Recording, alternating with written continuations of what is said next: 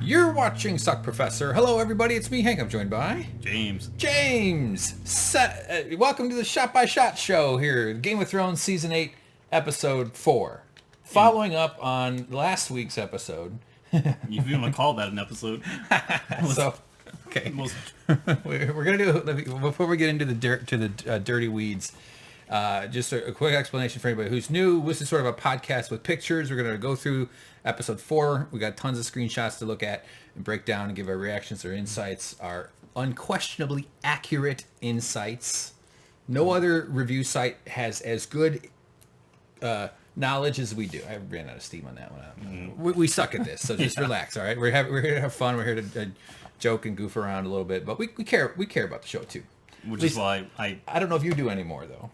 Well, I did until they just took a dump in my face last episode in the faces of every loyal fan around the world. They scat-bagged James's millions of other people. Yeah. That explains all the fecal matter that's been dripping off your nose all week.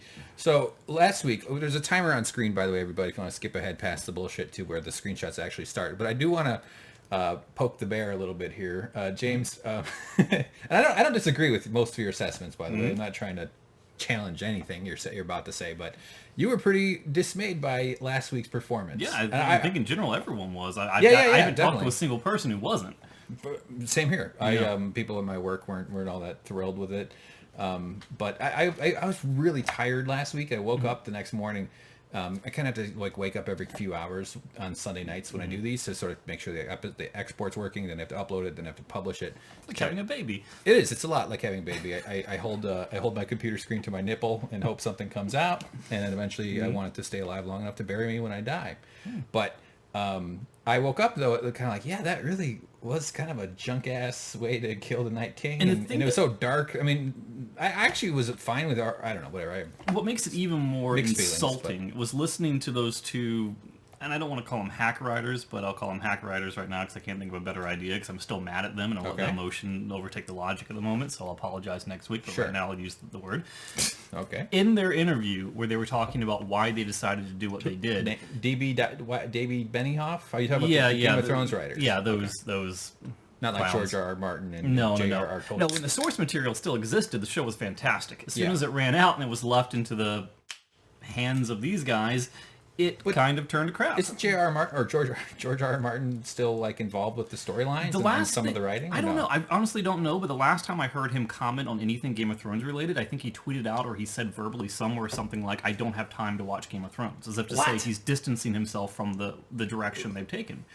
And the thing that I really hate is that the last time that Arya and Missandei spoke, they did say those lines. She goes, I see darkness in you. I see that you will close many eyes, green eyes, blue eyes, brown eyes. Yeah. They took that from the source material and then they repurposed it by making her say it again in the last episode. Only this time she took the order of the eyes and put the blue eyes last and emphasized that. As if to say they wanted to change the intent of what was going to happen by going back, taking true material and repurposing it. And that was just completely lame to me. Okay. What they said was... Who's they? The writers? Yes. Okay. They said that they wanted to do something that people would not see coming, something that would be unexpected. And they said the one person people weren't thinking about at all was Arya in that moment. Right. So that makes it okay for her to run at the speed of light across Godswood, despite us seeing this overhead shot of whites and everyone encircling the Night King and Bran. Yeah. It made it okay for her to leap 100 feet in the air and come crashing down, screaming, which, any good assassin knows that if you want to get the drop on someone, you should be screaming as you fly through the air. Yeah. Her training really paid off that. Stupid beyond belief. She stole that move from Air Bud. Yeah, everything about it was just so crushingly insulting to the intelligence of the viewer that it was just... I thought it was going to be some sort of...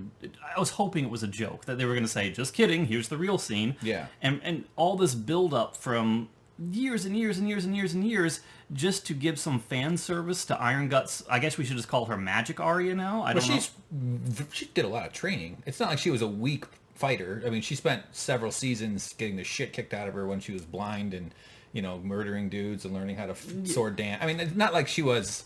Like, if it was a little girl that wanted to protect the Crips, going, did she kill them with the spoon, like the soup spoon? How many moments does one character need, though? How many? I know, I agree. But, in some minor defense of Arya, she is very capable at her trade. Now, her role in the final moment there, I think, is certainly something that and what about, understandably might wrinkle some feathers. And what about the Night King? There's so much stuff we wanted to learn about the Night King. Yes. At least that I wanted to learn about the Night King. He's wearing what appears to be Lord Commander of the Night's Watch armor. Oh. People have speculated, and I don't have the knowledge to really corroborate this, but people have said that he's been wearing like some sort of sigil that implies that he is part of like House Stark. Okay. It's in the fact that he has warg abilities. You wonder, did he gain those as being a natural-born Stark, or did he get them from becoming the Night King? Because as we know, Bran had his warg ability prior to becoming the Three-Eyed Raven. Yeah. So that could connect the two. I wanted to know, is this man, yes, we've seen an image of him, we know what he looked like before he became the Night King, but who was he? Yeah. Was he Bran the Builder? Was he... These things matter to me, because you spend 7 plus 8, whatever, however many years it's been, you spend with these characters, you spend with the lore, you wonder and you speculate and you postulate and you have theories, and that's what the show is about. The show is not... You don't sit back and look at a show like this and say, oh, well, your theory didn't pan out.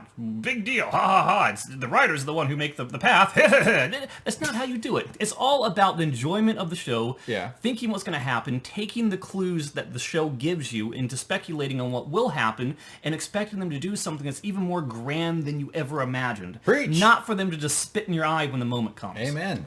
That's damn right. Well, my brain goes to the very, very opening scene of the first episode, season 1, s08e04, where their guy that looks like Matt Damon is, I think, his name is Roy or something. He's got some name, and they're those 3 dudes, rangers, going on like a excursion north of the wall. Yeah, I think the guy actually auditioned for Jon Snow. Oh, really? Yeah. Yeah. Well, he's still got a decent role, because here I am talking about him as if that's the proof.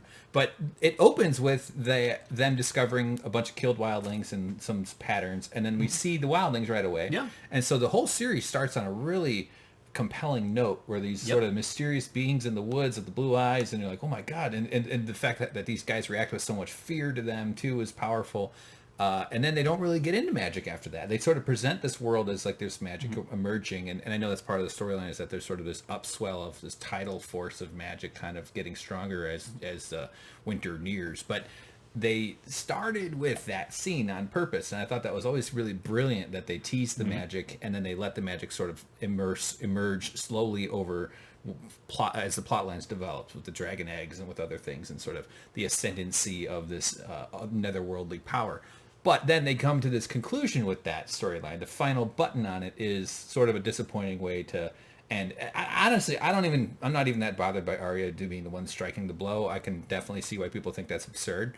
They totally could have wounded him, or maybe just she stabs him, and that just takes down his power over the other guys a little bit, and then they can fight the other guys, and then they have a big crazy fight, or his HP, his hit points are broken in half, and so they have to like come at him from all different angles, and who knows what else. Maybe Kit Harington even was asked the question in one of the HBO behind the scenes things, and he said, yeah, I'm not happy about it. I'm ticked. It should have been me. Everyone thought it should have been me. He says something to the effect of, had you asked me how it was going to go down, I would have put thousands of dollars and said, yeah, of course it's going to be me. Of course. Have you been watching the show? It's going to be me, of course. One would think it'd be a combination at least of that. And people also pointed out sort of the fecklessness of him in the final episode, or that last week's episode too, just sort of didn't really seem to do much. Although I would say he helped fight off the ice dragon, and it seemed to be that you needed 2 dragons to take on that one, because I find it hard to believe that really he was doing much aside from just hanging onto that dragon.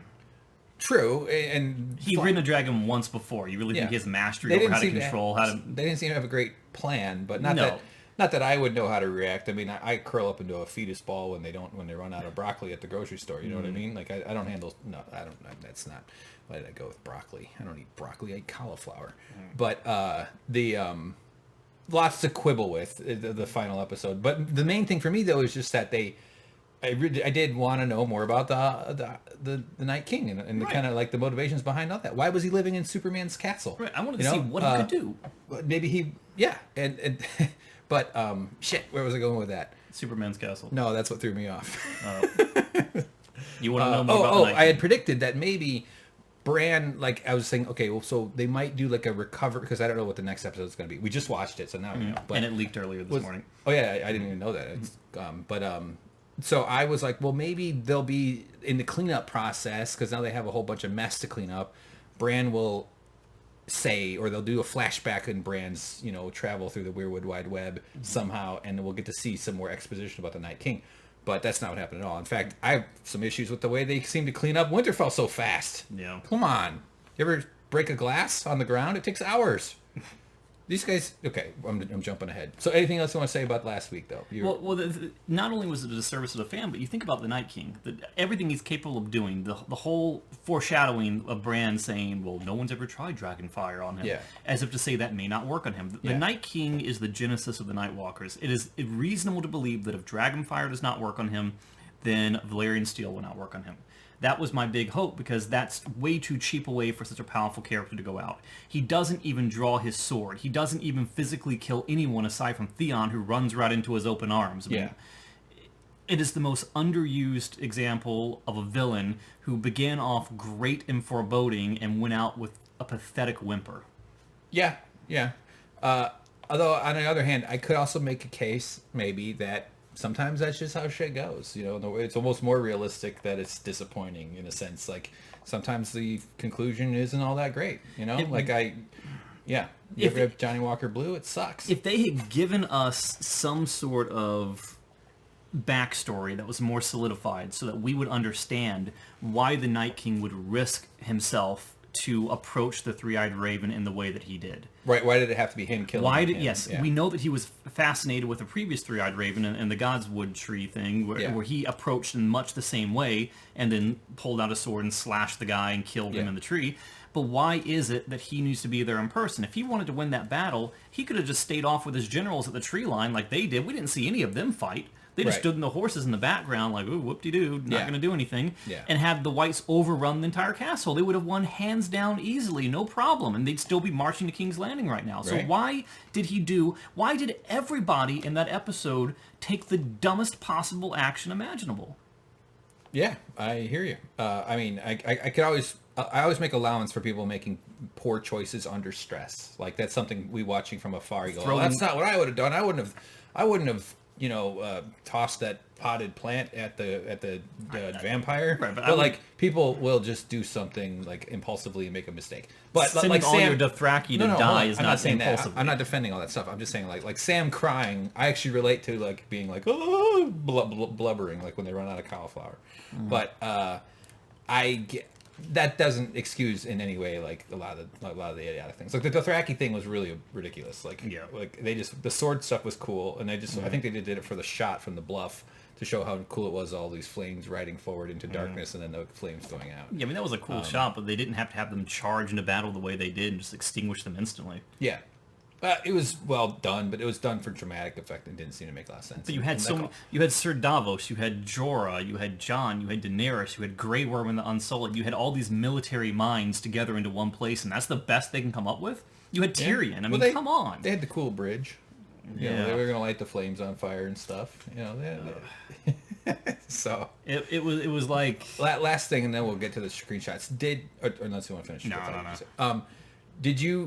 Did it ruin the season or the show, or did it like how much damage is it done? Are you still going to take the car to the prom, or are you going to go rent a Sebring and really impress everybody? No, I mean, you know what I mean? It's the White Walkers for me were by far the most interesting part of the show. Yes, I like the drama between the houses and the fight for King's Landing and the actual Game of Thrones per se, but and Gilly learning to read. God, freaking Gilly. But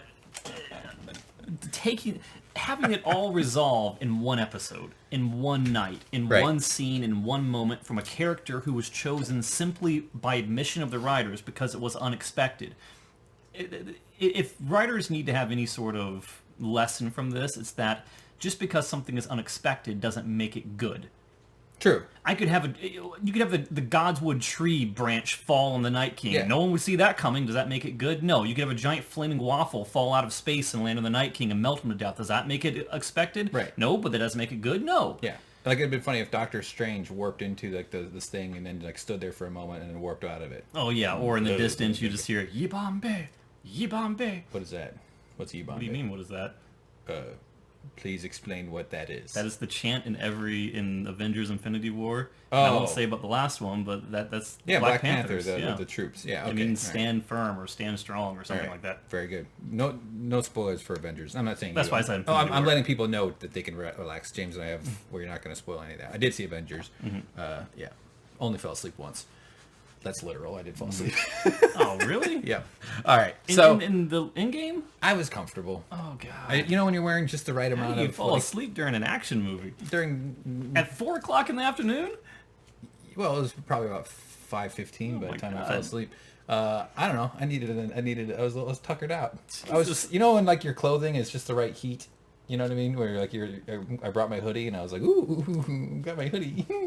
All right. So anyway, moving on. Let's get to the screenshots. Thanks for watching, everybody. Thanks for finding our channel, clicking on play. Please don't forget to like and bend the knee. And let's get into the video. You ready, James? Yep. This one's at least somewhat better than last week's. Yeah, it had to be because it was done in the daylight. Yeah, I mean, all right. You could just have a slow motion video of a dog pooping and it'll be better than last episode. I love poop. Oh boy, I hurt my wrist, by the way. And pooping? No, I wish. It'd be more interesting. Building a enclosure for orphaned tortoises. And that's not a lie. That's literally what. And now my wrist is fucked up, and I'm having to wipe left-handed, and it is not going well. I'm learning. I'm getting better, but I kind of understand the struggle. So you're basically Jaime Lannister now. Yeah, I'm Jaime Lannister now. I can't sword fight anymore. At least he can scrub it out with that golden hand. I gotta like get into there and be like. Think you get like a bristle attachment? Yeah, I'm gonna hire a mechanic to come in there and put me up on a lift and change your oil, blast it out. Yeah. Okay, so don't hurt your wrists, everybody. At least hurt the wrists you don't wipe with, I guess, would be the lesson there. Okay, good time. I need to teach my nephew some of my knowledge. All right, first screenshot. Downloaded into him like the three-eyed raven. You can kick ice cubes under the fridge. Yeah. No need to pick them up. All right, first screenshot. Boom. We get the opening sequence. We're sort of just tracking the water movement of the tiles. That's really the purpose of this one. That's all I really cared to show. And it's reached, I thought this was Winterfell. For some reason, is it messed up? Looks like, that could either be Winterfell or Last Hearth. I would say it's probably... It's Winterfell. I remember skipping Last Hearth. Do you see the Godswood there? Yeah, I think it was coming up out of the ground. Okay. Into it was still rising. Yeah, it was coming up. Yeah, I think. Yeah. There we go. So there's our Winterfell. So anyway, opening sequence. It was a little busted up though, wasn't it? Like you couldn't tell from the outside, but once you get to the inner halls, it seemed like tables were disheveled, things like that. So tables were messed up, all kinds of chaos inside. All right, Game of Thrones. Boom, boom. Here we go. Opens on some boots. We're all kind of knowing what these boots right away. We scan up. You see the hole in the armor. You know immediately that is Ser Jorah. Let's see. We got 1, 2, 3, 4, 5. And that's just all the times he said I love you to his queen. So yeah, he's dead. He's got holes. He's got cuts on his face. He's old. He's got gray hair. And he's all pale and stuff. She's sad about it all. She loves him, sort of, not in that way, but, still loves him. It's, platonic love is powerful. I'd be upset if someone fucked with my plants. There she goes. She gives him a little smooch on the forehead. You ever kiss a dead body, James? No. Would you? No. Would you kiss my dead body? I think I'd be not in the same room with the dead body. You wouldn't go to my funeral? I wouldn't go to any funeral. I want an open casket funeral, but I just want the bottom side open, and I don't want any pants. And I want a string attached to my wang wang, and that tied to a balloon of a strong helium balloon. And you're in the will, and if you don't get it, you don't get my computer full of weird porn links unless you do that for me at my funeral. It has been foretold. I might have to go without. All right, well, just kiss me. You don't have to, not on the lips. Just lift my hand and kiss the back. Left hand, wink. All right, so Theon's dead too. We got a pale guy. This is Sansa. She's feeling a little bit, it's upsetting. Everybody's dead. We got a whole bunch of corpses. Well, not everyone's dead. Most people had the foresight to put on their thick plot armor. Plot armor? Yeah. You ever heard that term? No. Plot armor is when there's bad writing and someone should die but doesn't die because their plot armor, their need for the writers in future episodes is so strong that they survive situations that they have no business surviving. It did seem like a lot of the heroes of the show should have been killed several times last episode, but they managed not to because they have a lot of hit points. I mean, it really I do think of these things as like that's like a character. They're not gonna do it in a cheap way or cheap, whatever how you define it. But anyway, so she honors him by giving him a hairpin. So he can do some sewing in the afterlife. Right, but more symbolic is if to say, even though that you were technically a son of the Iron Islands that were captured and held ransom during the Robert's Rebellion, it still signifies that he's really truly a Stark. She she ran out of Kraken pins. Because she'd already gone up to all the other Greyjoys and was kissing them and giving them Kraken pins. So we get a nice little tour of the people that are alive. Jon Snow has a new cut on his face. Sam is back there. They're upset. They're a little sad. Everybody's gathered. Bran's outside. Oh, look at this guy here. That's Santa. They pulled him out of a chimney. He was very hungry. Then we see this giant shot where they're out in the field. Look at all this wood. This wood to man ratio, or corpse ratio, I should say, is very inappropriate. Winter is coming. It's pretty much here. And they're going to burn all this good firewood on just a bunch of fucking corpses? How about one big one in the middle? I bet they could use only 20% of the wood for all this crap. It's outrageous. Look at 1, 2, 3, 4, 5, 6, 7, 8, 9, 10, 11 maybe 10. But you can't for just all that wood? Them. Bullshit. It makes no sense in the context of where the wood came from, considering you think the whole tree line up there would be obliterated. Yeah. They're at war. They can't waste any time. They have to get to King's Landing. Every day that they don't go to King's Landing and fight, the enemy grows stronger. So the very fact that they were able to pull these kind of wood reserves out is kind of absurd. It seems ridiculous that they would use all that It's wood. The least of our worries this episode, but still, it's very absurd. I know I don't like to waste resources, and I think we should conserve and be. Maybe they should start recycling. No, I'm just joking around. But it just seems a little silly to me that these are huge piles of wood. Yeah. I've built some fires in my time. I don't know how to burn a corpse, but you can melt aluminum cans. But the whole thing is you can't dig graves in the wintertime. That's obviously. True. Yeah. Do you want to be burned when you're a corpse? I don't care. Well, I'll do the Luke Perry mushroom suit. I don't care. What is that? Oh yeah, they have those. I would like to do that. I just want to be. How he was buried. I want to be turned into raccoon shit. I don't give a crap. Put me back in the earth where I came from, and alongside my mom, because I came from her. Yeah, so that's the joke there. All right, so everybody's watching along. Arya's got some purple paint on her face, which is another bullcrap thing I'd like to point out from last episode is that when the Night King touches someone, he's a being of pure ice. He is the king of the White Walkers. When he touched Bran's arm, he left a burned mark on him, and that was even from the metaphysical realm. He wasn't even physically there. So imagine the actual physical touch of the Night King would be far more detrimental than that. But no, magic Arya is fine. Yeah, like she should be turning into a knight. She's the next Night King. She should have, her throat should be red with a giant handprint on it, if nothing else. Did he have a glove on? Maybe no. He was wearing an oven mitt. No, it's... No? All right. Just another magical property of magic Arya. One of those goddamn disappointing magic things. All right, so Ghost has even arrived for Ghost, by the way, missing an ear, which I thought was kind of sad. They should have even included a scene in the last episode where something bites his ear off. Well, it's nice to know. Sam bit his ear off. It's good to know the Ghost at least saw battle. You can tell from the blood and Ghost whatnot. Ghost has been and very disciplined, just like knows how to line up with the fellas. It makes me wonder, though, that's got to be Ghost blood because he's not going to get any blood out of a white. True. Yeah, they don't have blood because all their blood turned into blood dust. So, more of the wood burning. And we have kind of a ceremony here. John gives a nice little speech about the fellow men and women. This is how we honor them. They it's actually the most useful thing he's ever done. Yeah. What do you mean? He banged... Well, no one needed to rescue him from this. Oh, yeah, that's true. But But he's done some useful stuff. He brought the wildlings south. That's how he got the night. He kept making sacrifices for leadership. Although people do make a case for his ineffectiveness, a lot of stuff. He seems to need a lot of help. But you know what? That's the true lesson of all, James. We can't all do it by ourselves. No, it'd be nice if he said something. And by the way, yes, I had to be rescued by Benjen. Mention Benjen, poor Benjen. Uncle Benjen.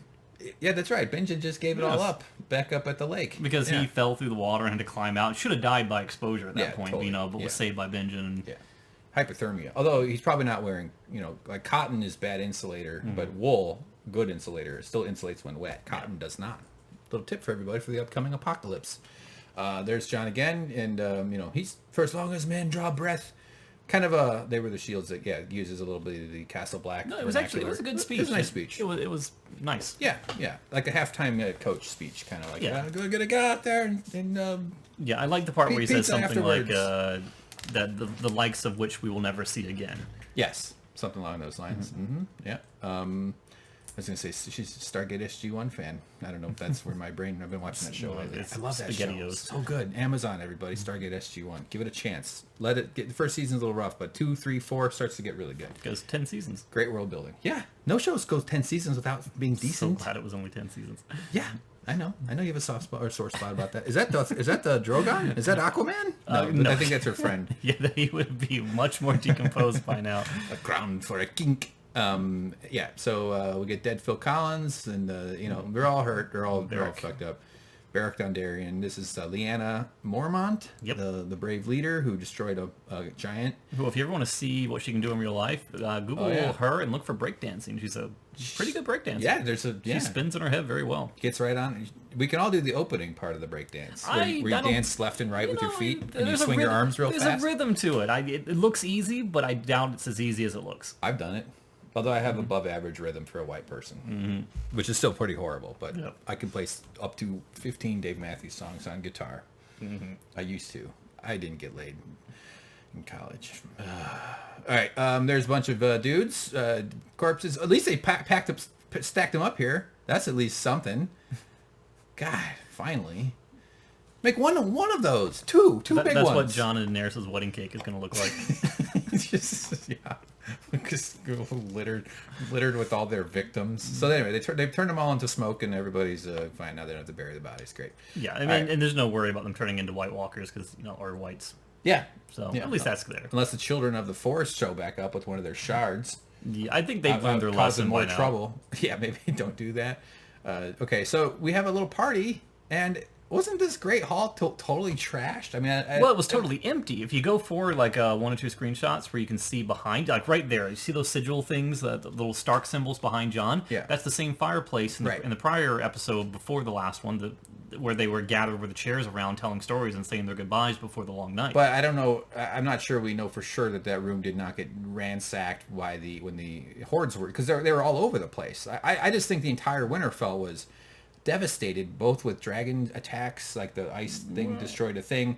I don't think it just seemed really weird to me that they cleaned up everything so quickly. Like, they didn't show any piles of the bodies of the whites. Wouldn't there have been just heaps and heaps of bones? Judging by how much wood was out there, it was at least 5 years prep time since the last episode. You're saying we don't know how much time had passed? I got the sense this was like the next day or two. I mean, realistically, logistically, it would have to be the next day. But that's how it seemed. They compress time in a way that doesn't really make sense. If you try and scrutinize little things like that, you're going to drive yourself crazy. Yeah, I'm already crazy. Yeah. Why do you think it's so easy? The things that matter is like people materializing out of thin air, screaming as they hurtle at. Yeah, that's the stuff that I worry about. Okay, we both have our own picadillos, don't we? So the Hound and he's with Gendry, right? Yeah. And Gendry's looking for Arya, which. I get. And Hound is he's just like, no, I just want to thank her. He's like, yeah, sure you do, pal. Somehow the Hound was he spying on them? How does he know about their relations? Does he just sense it with his hound ears? Does he sniff it out?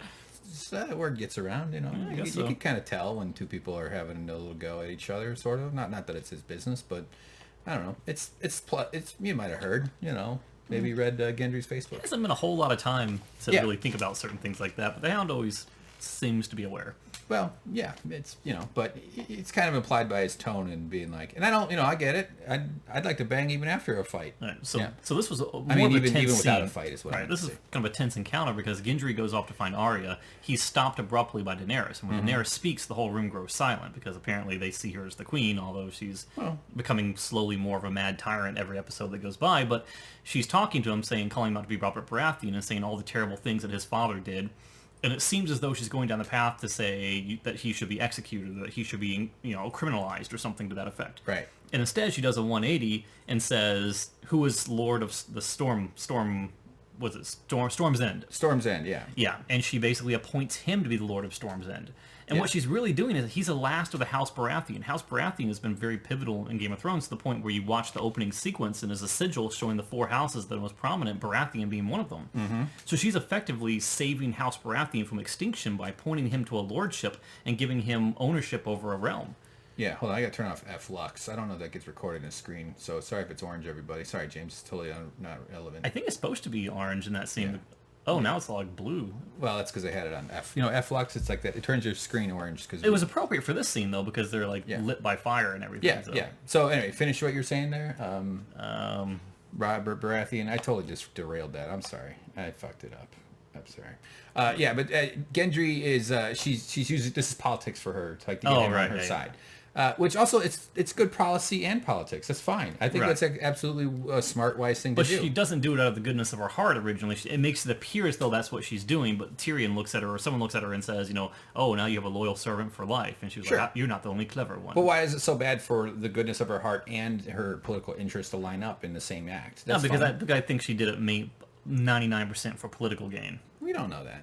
I think you're right. I think she absolutely considered it. That's, of course, and she even admits it when she says, you're not the only one that's clever.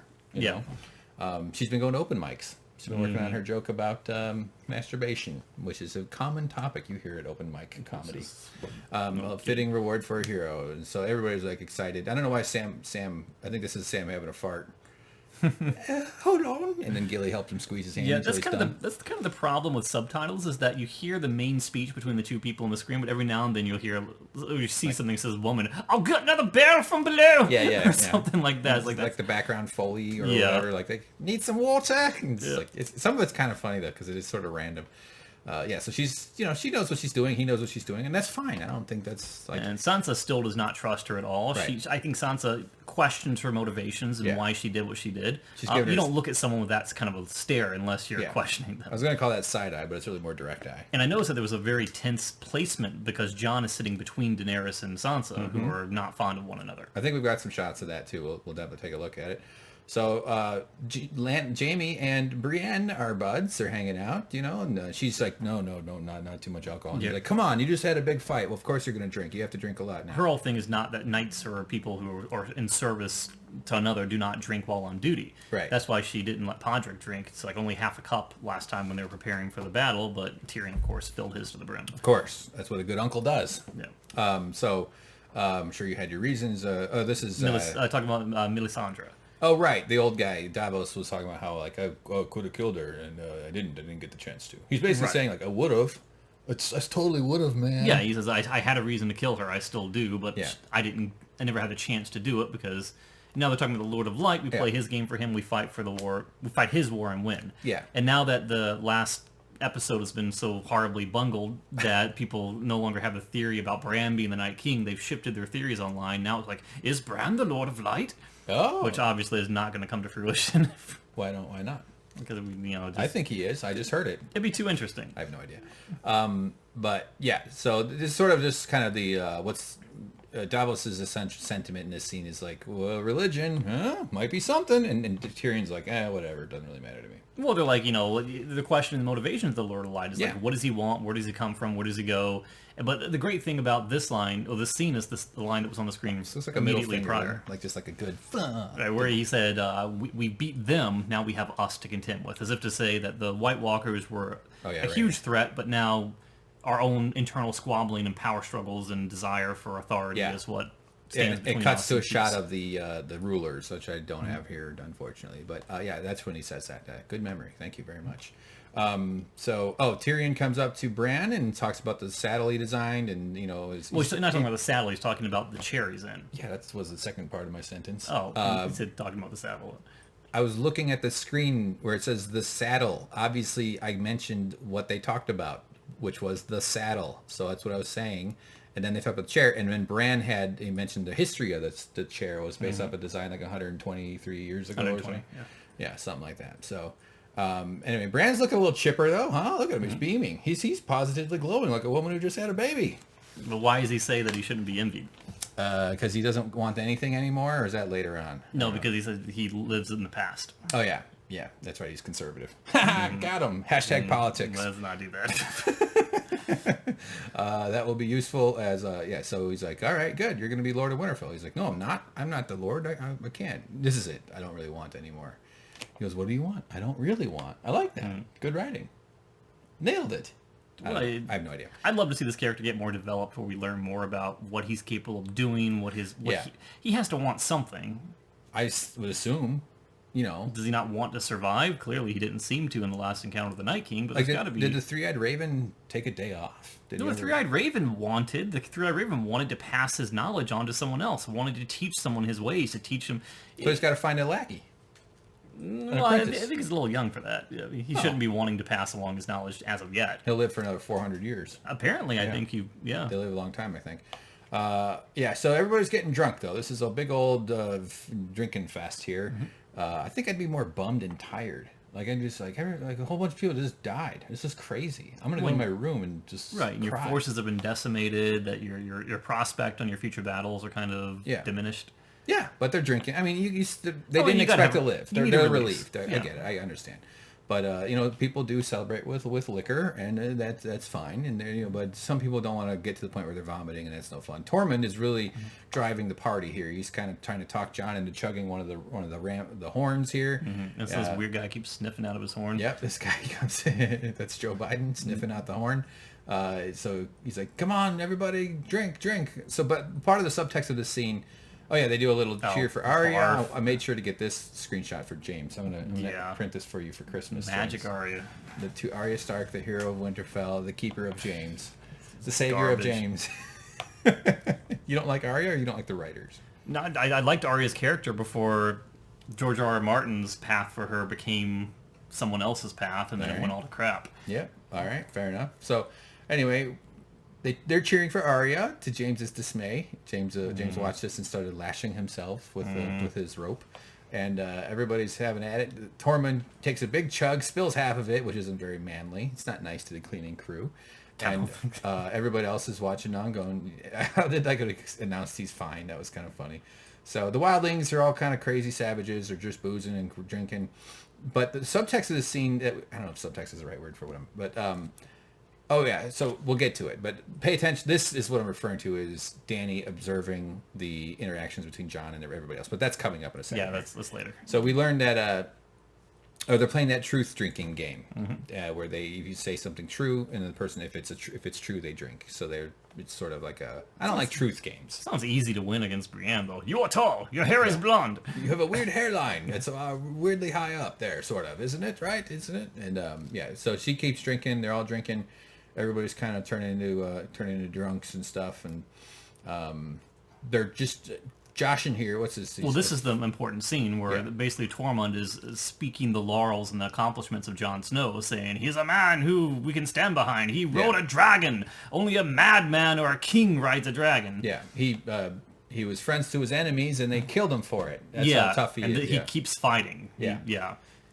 And she sees it now. She sees that if the knowledge gets out that he is really Aegon Targaryen, then they're absolutely going to rally for him to be the king of the Seven Realms, of the Seven Kingdoms, not her. And her jealousy and rage and all the horrific qualities that live inside her that she tries to suppress but are there by her birthright to the Mad King are trying, they're boiling. Jealousy, yes, to some degree, but I wouldn't say we've seen rage yet. She hasn't really shown rage to this, although it's only been a day or two for her to process. Her original plan was to go in and torch the Red Keep, but they had Tyrion had to talk her down. She has horrible impulses. She was persuaded out of it. And a lot of times Tyrion has to mention that his job is to temper her worst impulses. This is true, but I haven't seen the rage. She's capable of rage, but I'm just saying, I don't dislike her as much as you do. When she was in the Dothraki area and she was trying to escape, she burned all the men in there alive. Yeah. The guys that said they were going to rape her. That was rage. Yeah. That was justifiable rage, but it was Absolutely. rage. Yeah. I didn't say she hasn't experienced rage. I'm saying rage at Jon yet. We haven't seen that. No, I wasn't saying at Jon. No. Oh, I thought that was the context of your comment. No. Just fair enough. Let's keep moving. Tyrion's back there. Hello. He just wants to be part of her brain because he's an advisor. And whatever he's around skulking about, you know that there's some political finagling afoot. And we haven't seen any of him in the past couple episodes. He's just been in the background. But the fact that it racked focus to him and showed him shows that he's going to show up a little bit later and have some meaning. Tyrion-styled thinkings are going to be happening. So they're getting drunk. They're having fun. Even Brienne is getting into the action. This is where she walks off, and then Tyrion or Varys follows her. They're talking about the truth game. She was married. They should drink. Wait, who's she talking? Oh, before Sansa. That's talking to Tyrion. Yeah. I for some reason I was like, wait, I didn't know Sansa was at the table. So Tyrion, nice times, and then he says something about her being a virgin, and it takes kind of a different turn. It's a sensitive topic. You slept with a man, or a woman. He even goes, and she's like, I don't want to play anymore, and so it turns a little tense. But as she gets up, Tormund comes by. Of course, his move isn't very good. He doesn't really have a game going on other than just sort of being supportive and a little forward. He's made no. I guess that there's something to be said for clarity in your intentions. Not that he should act on anything at all without her permission, of course. And he could. She beat the crap out of him. Well, I know, but he doesn't, nor does he telegraph that intention at all in any way. This is a very rapey world, so it's good. But he's kind of like, hey, baby, we're both here. We made it. He's sort of clumsy about it all. And I've been rooting for these two, man. I just feel like they'd have a good time. You know, they're both giant monsters, and you know, like when two elephants are going at it, you know, they're making out with their trunks. She spent her entire life in royal courts with kings and nobility and knight and armor, and all the more reason why a dip into the fur pool would be pretty fun. Beast. What, her? Yeah. She's 6'3". Doesn't make her a beast. The whole point of her is that she's an unusually large person for her size, but I wouldn't use and the just word bigger than beast. most of the men. That's a little harsh. There are beasts. They're both. I'm talking about a beast implies uncivilized, uncouthness. You know? I'm talking about sex. What, you want to talk about civilized sex? Well, no, just who she is. A bunch of Mormons? She refuses to drink. She stands for oaths and loyalty. Yeah. She's a very noble person. She can chop people in half with one swing of her pinky finger. But she's like. Yeah, I think of her the opposite way. But. I'm not saying all the time she comports herself like a beast. I'm saying she and he would have amazing beast sex. Good, hard, roar, you know, boom, boom. Like, I think they could both use that kind of release. I think it would be healthy for them, honestly. A good orgasm's worth like 2 therapy sessions. Okay. Trust me, I have several a day, and they're all terrible. Mm-hmm. Horror. Okay. All right, I think you and I need to go to couples counseling. You want to go with me? No. All right. Anyway, so he's feeling optimistic though. He's like, "Hey, we made it. Come on, let's go for it." And she stands up and walks up past him, and then Jaime gets up and sort of blocks his way, and walks off following her. Although she didn't really indicate to Jaime that she was wanting him to follow. This took a turn I wouldn't have really predicted, although I guess it's not too surprising. And Tormund reads into it. He already has his mind made up of why they're walking off together. Yeah, this is me after every date. Mom, it's over. So Tyrion sees what's going on. He's just like, just keep drinking, pal. Just keep drinking. Podrick's a little drunk here, which is fun. I think he sees a couple of women, and they're giving him the eye. You know, they're going to go have some beast sex with each other. There was one woman that looked at him, and then one woman that looked at, I think, Clegane and at Tormund. Yeah. So there's 3, I think. Something like that. But the girls are kind of like, hey, fella, why don't we all go do what, shake our money makers in each other's money maker faces and stuff. And he's like, yes, I shall. Remember, he pleased a bunch of the hookers. Well, they paid him, yeah. No, they returned the money, remember? Right, he paid them, and they paid him back. Oh, right. Thank you. Very good. So apparently he's either very good, just has good instincts, or he's just super kind and thoughtful. Mm-hmm. No, just joking. He's got a girthy helm. No, not haft. What do they call the sword parts? Handle? No, I mean, right. We don't Go know. ahead, elaborate. No, I'm just wondering if they were doing what their motivation was. Were they being honest, or I don't know. Were they just trying to placate him at the time, and it created a myth that was not based on fact? It doesn't really matter. It doesn't really matter. But the funny part was Bronn and Tyrion, who were both they were questioning like crazy. Yeah, they're like, tell us, what the hell did you do? How did you? What tricks do you know? So anyway, poor that fucker comes. Thinks like he's talking to Ellen or something. I know, it's so sad. I feel bad for him. This is him on Oprah. Like, yeah, I stole your joke there on Ellen. That's good. But he's actually talking to the Hound. He's feeling it. Yeah, the last person that would give a crap about any of that stuff. But there's phases of drinking where this happens if you get a little too much into the sauce. Where not that it's guaranteed. Thank God. It depends on the person. Some people react differently, but yeah. Some people go through the phases. Not even all the time, but your emotions can emerge in a bit when your inhibitions are lowered by the booze. Especially booze chugged out of a horn. So poor guy. I really feel for him though. I get it. I know what he's going through. Speaking of that, this girl comes up and is like, "Hey, I like wildlings," and he kind of perks up because men are kind of like, "All right, well, okay, better than the hand of the king." You know what I mean? Mm-hmm. So yeah. Sansa. This is a weird scene though. Sansa spies the Hound. Oh yeah, watch this in the background. Remember, Clegane refused to go with the 2 young ladies, and there's Podrick with both of them. No, I didn't catch that. And off they go. Of course.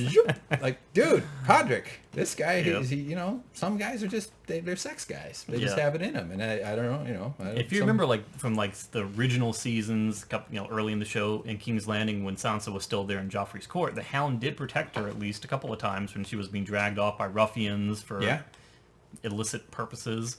Well, and he called her little bird. Her? Yeah. Well, called her little bird. Yeah. And now they're kind of revisiting face to face for the first time after all those years and kind of assessing where each one has come, what they've been through and who they are now. Yes. Broken and rough is unfortunate phrasing, but it gets the point across, I guess. And she talks about how she got back at Ramsay. How did you get him? And he actually asks her, and he tells her with hounds, which is kind of cool. He kind of made him laugh a little bit. So yeah, they're talking about this sort of her experience, but she touches his hand.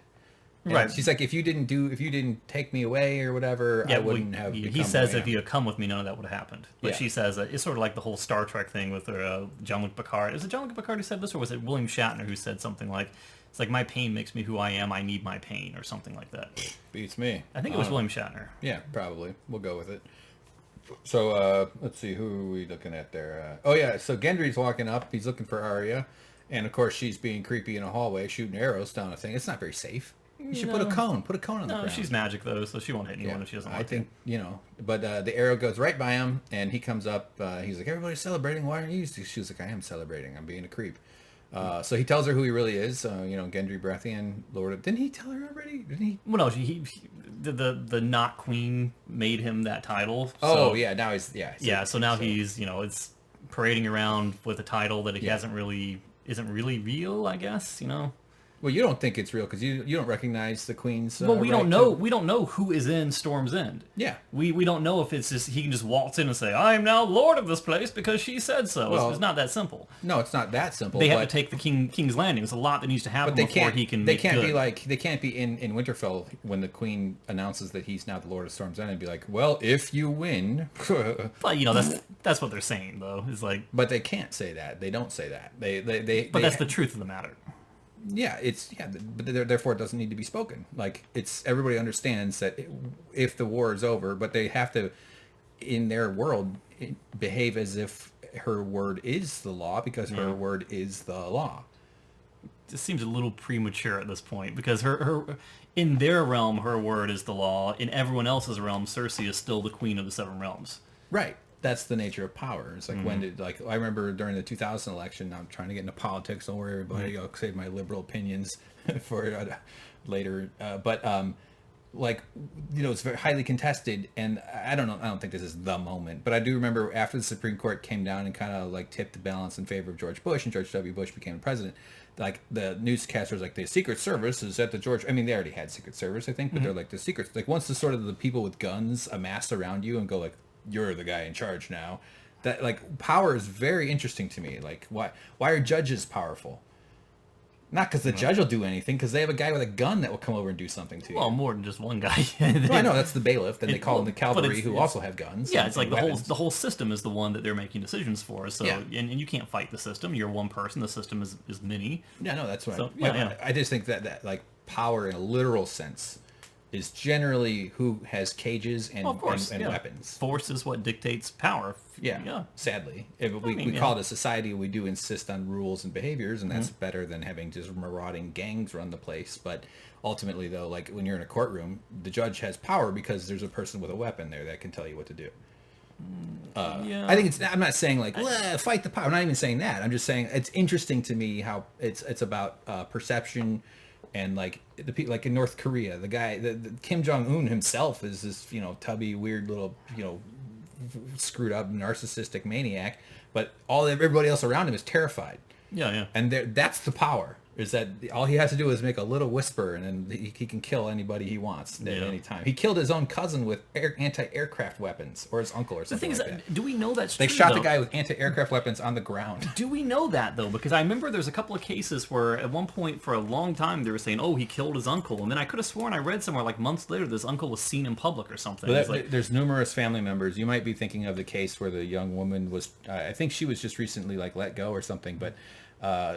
One of his uncles or cousins was assassinated at an airport using some kind of poison. That's a different story. There's been a bunch of these cases. I think the anti-aircraft thing is fairly well proven, but it's important to give the dictator of North Korea the benefit of the doubt.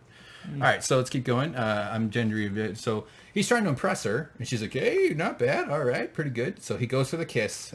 She's like, "Oh, all right." So she doesn't fight him off or.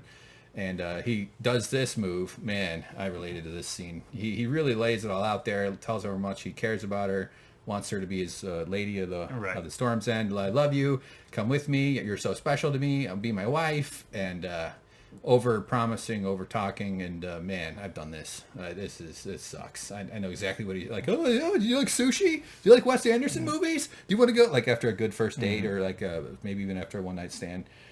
Yeah, I did that once, and I gave her a ride home. I mean, I was being nice and stuff, and I was like, so you want to go roller skating? I don't think I said roller skating, but I did exactly this. I told her I wanted her to be my lady, and guess who never texted me back? And she referenced season 1 in her speech with Nymeria and said, "No, that's not me." Yeah, exactly. Happens precisely. all the time. Yeah, but don't not that you should play any games. It's I think women deserve and appreciate honesty, but don't be too honest right away. Don't be like, I love you, let's go have fun. It can be it can feel overwhelming to women. Well, the thing about Gendry it's important to give them a little bit of space after a good first date. That's just my take. Little advice I've had to learn the hard way. Right, this just kind of proves that Gendry has no idea who Arya truly is. He's infatuated with her from a lust perspective, but doesn't really truly know her as a person.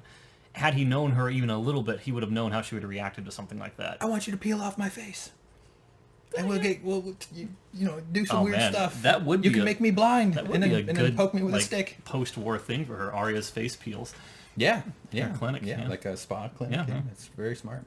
So then we see the sword here. I knew this was Brienne because she's got the fancy sword. Checking out her fire. I don't know. Whatever. So Jaime knocks on the door. She's communing with the Lord of Light. Yeah, she's looking for stock tips. And, like the early internet days. Jaime comes by and. He says something interesting, and I don't quite know what he meant by this, but he says, you didn't drink. And she was like, yes, I did. And he says, this is Dornish wine. Is Dornish wine said to be weaker? Or, I'm guessing that's what he meant, that you didn't truly drink because what you were drinking was... Right. Yeah, maybe. And she's like you said before, she's a large person, so it probably takes a lot more to get her drunk. That's probably... Yeah, I suppose. I mean, large people can get plenty drunk, for sure. But but it takes a little bit more body weight, Yeah, just by pure sheer volume of blood. I get you. But she gave some tips about having a good fire here. I think that made sense. I learned this being in the north, put the wood on the fire before you leave. And so he's like, what about this Tormund guy? Huh? You feeling? So he's kind of feeling her out here. And she is, they have I always thought they had sort of a brotherly, sisterly respect for each other. And it escalates into him trying to take his shirt off, and then he's fumbling, and then he tries to take hers off, but then she's like, what are you doing? And he goes, trying to take her shirt off, and she's like, well, don't. And then she takes her shirt off. So then that's her basically saying, all right, we'll go for it. Yeah, but she says a great line, I've never slept with a knight. Yeah, that's right. He goes, yeah, I've never slept with a knight. Well, that's funny. Renly has. And so she's a virgin. She's a virgin, so this is her time and it's a big deal, we all kind of remember. I just remember going like, thanks, thank you so much, the shame is lifting. No, there's no shame in it at all whatsoever. So look, James the Bruise. Whoop. Yeah, her plot armor was weak there. Yeah, plot armor almost got through there. That's where George R.R. Martin rested his heavy beard. I mean, as much as I like her as a character, there was a scene with her where she screams and she's got whites coming over top of her and she sinks down against the wall. She was dead. Yeah, they all wish like her, and but they have a lot of hit points. So anyway, she's ready to lose her virginity to this fella here, and they're gonna what the fuck? Oh, I pressed stop. Sorry, I pressed the wrong button there. This is it. Never slept the night before. Great line.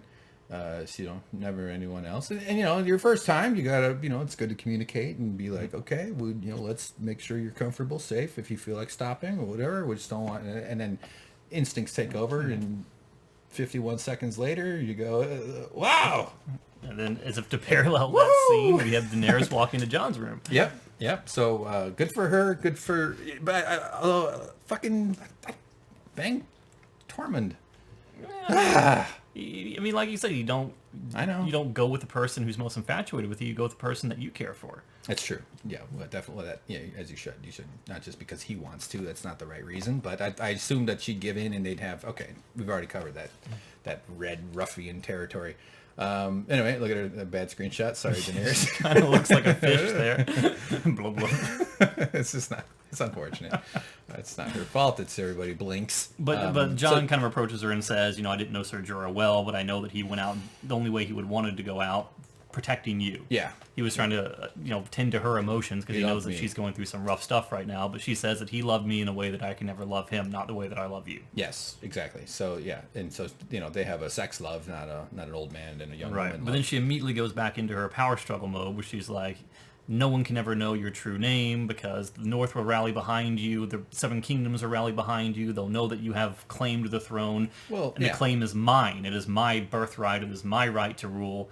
And if you tell anyone about this, our families cannot live together. If you tell your family about this, then we can't work together. Yeah. The only way we can possibly coexist is, together is if you never tell another soul who you truly are. Yes. And Jon essentially says, I'm sorry, but they're my family, and I'm going to tell them, and we're going to make it work. Yeah. Well, you're doing the entire scene. I'm trying to keep up, trying to catch up to where you're at. You just keep flying through it. Yeah, for sure. That's exactly what all went down. And to be fair, this is a couple, and they just found out they're related. Like if I found out my girlfriend was my aunt, I'd probably have a hard time getting it up. Yeah, I mean, it'd take slightly longer. But this was kind of a really petty move by her in this case, because she's saying that their relationship doesn't really matter in the context of what she wants. And all she wants is to sit on the Iron Throne. All she wants is power. It's what's been driving her entire life. It's what brought her across the narrow sea. It's what's brought her to this point. And she's not willing to give it up. She's not willing to concede, even if it means for the betterment of the Seven Kingdoms. It's what she wants. And that's the only way it's going to be. But she doesn't think it would mean that for the betterment of Seven Kingdoms. From her perspective, she's a just ruler, and that's not what it means. She does, it's the loss of her entire ambition. No. Like she finally gets to own a boat, and now she might not be able to own the boat. Well, no, she would still rule, but she would have to share power, and she's not willing to do that. Yeah. That's the sign of a tyrant. Yeah. Pretty much. But it's also like, this is something that should be discussed. They do need to bring this up. Right, and she even counters him here. He's like, we can live together. And she was like, yes, I know. I've just told you how. Yeah, this is the ultimatum part of it, though. This is the more of the tyrant thing, I think, than just the entire thing. Yeah, she's descending. Yeah. They're definitely setting up a lot of that. I give her more leeway than you do. You're pretty harsh on her, but I don't disagree that there's a story, an emotional arc to her character right now that is necessary for the tension of the story to resolve. There's only 2 more episodes left to go. Yeah, I don't see her surviving these episodes. Yeah, we'll see. I don't know. I think I don't know. I'd be kind of surprised if she does. But this is him going, oh, geez, man, she really just taking this shit seriously. But if you think about it this way, what did Missandei say to her when they first... one of the things that she said to kind of cement the relationship between Missandei and Daenerys? I need bloody leeches. She says something like, you were going to be the one to break the cycle. Oh. Okay. And if Daenerys dies and Jon becomes king through her ambition and then dismantles the Iron Throne and makes a republic, then she will have been the one to break the cycle in a roundabout way. I have invented parliamentary democracy.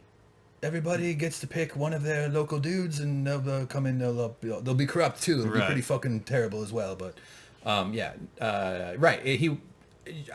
I don't blame her though for wanting some clarity on this topic.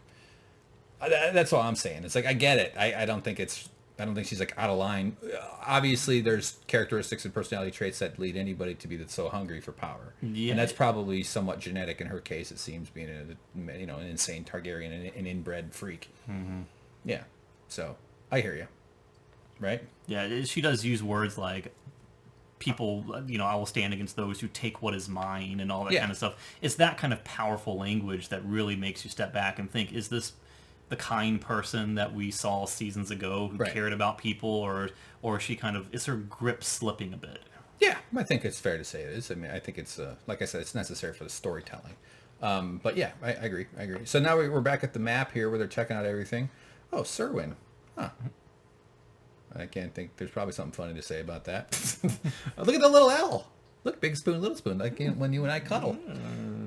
James and I draw straws to see who gets to be the big spoon. Sometimes I'm like, I want to be the milk. And James is like, no, I want to be the milk. But this is where they pull the parts off the map to say our forces have been decimated. On the nose, I'm not even sure if this is symbolism, or these are literally symbols of their armies. So like each of the different commanders, I think Grey Worm grabs one of the Dothraki guys pulls his people back, and they're sort of taking inventory of what's available to them. This is their iPad, by the way. This is a table with a map on it and a bunch of pogs. So they're like assessing the situation. Golden Company's down there. Cersei's pretty healthy. Got lots of stuff. And how are we going to go after King's Landing? They're sort of brainstorming, I guess, or just going over the different options they Which have. worked out so well for them last time. They all stood around a map and decided to have a plot of battle. Yeah. And then we're going to rush the Dothraki into them, and I don't know. It'll probably We'll be put Bran out in the woods. Yeah. Yes, the Yara has the Iron Islands. Cersei doesn't have as much power as we think. Like, people are starting to come together, I think is what Varys was saying. But they're still in trouble, right? Oh, yeah. The interesting thing for me, though, is that they said that now that their current state has been, assessed, that they're more even now. So I thought they'd be way behind, but now it's almost as though the playing field has been leavened. Yes, that's right. I do recall that. Yeah, that was interesting for sure. They'll fight. Oh, yeah. So Sansa says that our people are exhausted and wounded. They need to recover. And, she says, I've given up so much for you. You have to obey me. I have... every day that we don't attack, my enemy goes stronger. So we have to act now. So there's a tension here. And who breaks it? Well, Jon comes in and says that we will do what the Queen says. Yeah, and goes so he overrides Sansa. Yeah, and he has the right to do so. Yeah, he's the Lord of Winterfell. Yeah, right. So, what you command, we will obey. So it doesn't have to be repeated. They're going to attack sooner than later. I agree with Sansa though. You need to rest. I'm big on everybody resting. Right, but I mean, she was for one time. Daenerys was reasonable, saying, "Okay, well, how much time do you need?" And Sansa's like, "Well, I haven't really thought about it. Let me reassess." And she's like, every day that officers, every day that you tarry around, and you know, our chances for victory diminish. But they both have points. Yeah. Like Daenerys has a point. So I see where she's coming from. But I always think about like the poor sons of bitches in the army that have to march and stand there. Yeah, it's a long way from Yeah. Winterfell to King's Landing, and not all of them are going to get to ride on dragons or be on boats and stuff. You're right. They're going to be marching. They're going to be on horseback. Yeah. They're going to be making tents and encampments and stuff. It's a harsh reality. Yeah. Wiping their butts with Jaime's hand. Yeah, and your only break from all that is fighting to the death. It's like, just to get somewhere and go kill another person who's also as unfortunate as you are because they're poor. That's why I have such rage against war. But actually, I mean, you're the one who's exhausted marching all the way from the north, and they're preparing inside King's Landing, so they have that advantage. They're nice and comfortable. So anyway. Men will live without fears. Yeah. So this is all just about the kind of ruler she's going to be, I think. Yeah, where she's giving a speech saying, again, no one will take what is mine, and everything will be good. Yeah. Arya's like, hey, Fal, we got to talk to you. We got to talk about some stuff. So now that we have a little Stark's moot here in the Weirwood tree. So this is Jon kind of not necessarily betraying Daenerys, but doing what he said he would do to her, or doing what he said he would do when he was speaking to her in terms of telling his family of his true nature. Yeah, yeah. Well, he didn't promise he wouldn't tell her, but no, he said he would. Yeah. Right. So they're like, we don't really like her. We don't. He goes, but we needed her allies. Although Arya was like, yeah, we did. We needed the dragons. We did definitely needed her help. We wouldn't. At least he's acknowledged. That's why these are problematic situations, because there are valid points to be made on both. Jon makes a valid angles. point too, because Arya says, "I don't trust her. She's not one of us." And she says that if you only trust your own family, then you won't be able to make allies very easily. Yeah. Yeah, look at that Adam's apple, this guy, huh? Jeez. It's the Weirwood. I haven't seen an apple that big since I've read the Bible. Okay, guys, Gideon.com/select promo code PreparationH. Okay, so there's Jon. Jon's like, I got something to say. And Bran says it's your choice, which is like, if Jon chose not to say it, it would just sound like he's talking about, like, what do we do? Yeah. But he's like, okay, well. Bran basically says implies that he knows. Yeah, he knows. And then actually Jon doesn't even tell him. He tells Bran to tell him. It's almost like Bran is his Amazon Echo. It's like, Echo, tell story. Yeah. Because he's more like, if they know Bran's not a bullshitter. Not that they wouldn't trust him either, but like Bran's saying it, and they're like, oh, well, of course it's true, because he's the guy, he's the internet. He's got all the knowledge. So they swear it, and they don't even show it. But so now the daughters know, or his sisters know. Let's see. So this is where Jaime decides to stay back in King's Landing. Yep. I mean, it's not in King's Landing, in Winterfell. Apparently with Brienne. And Tyrion is happy by these news. Like he's got a new girlfriend. He's settling down for a nice little life. And he gets to make his tall jokes now. Yeah, that's right. They wanted to talk about, because you have to climb for it. And that's good. So yeah, I don't blame him. What's she like down there? So he wants him to say something snide so they can get back to being insincere. Yeah. And he's like, okay, now you're crossing the line, pal. How dare you? Suddenly, this was a crazy scene. This scene did not make me happy. Yeah, I feel like this is just tacked on. Like they forgot to film it, so they had to come up with something. When we first saw Bronn, when we first got to know who Bronn was, we saw him helping Tyrion, serving in the acting as Tyrion's champion when he was on trial in the Vale. Yes, he does things for money. Yes, he does things for power. A sellsword. But it seems as though he had grown as a character since then. That he had formed a partnership, a bond with Tyrion, a partnership with Jaime. That they were. That they transcended those petty things such as, right. a bag of gold or something above friendship. Like almost like they all knew they were scumbags. Yeah. And kind of like, but we're working out for everybody. Yeah, and Bronn was the good guy. Everyone loved Bronn. I love Bronn. Yeah. And then he comes in with the crossbow that Cersei gave him. Right. And he was given this order from Cersei, a wagon of gold, the promise for River Run, like a lot of money, and to go after these guys. And so I didn't predict that he would just turn up and be a dickhead. Yeah, this is not the Bronn. I mean, yes, the way he's behaving is the way that Bronn behaves. Yeah. But I thought that Bronn had evolved from this.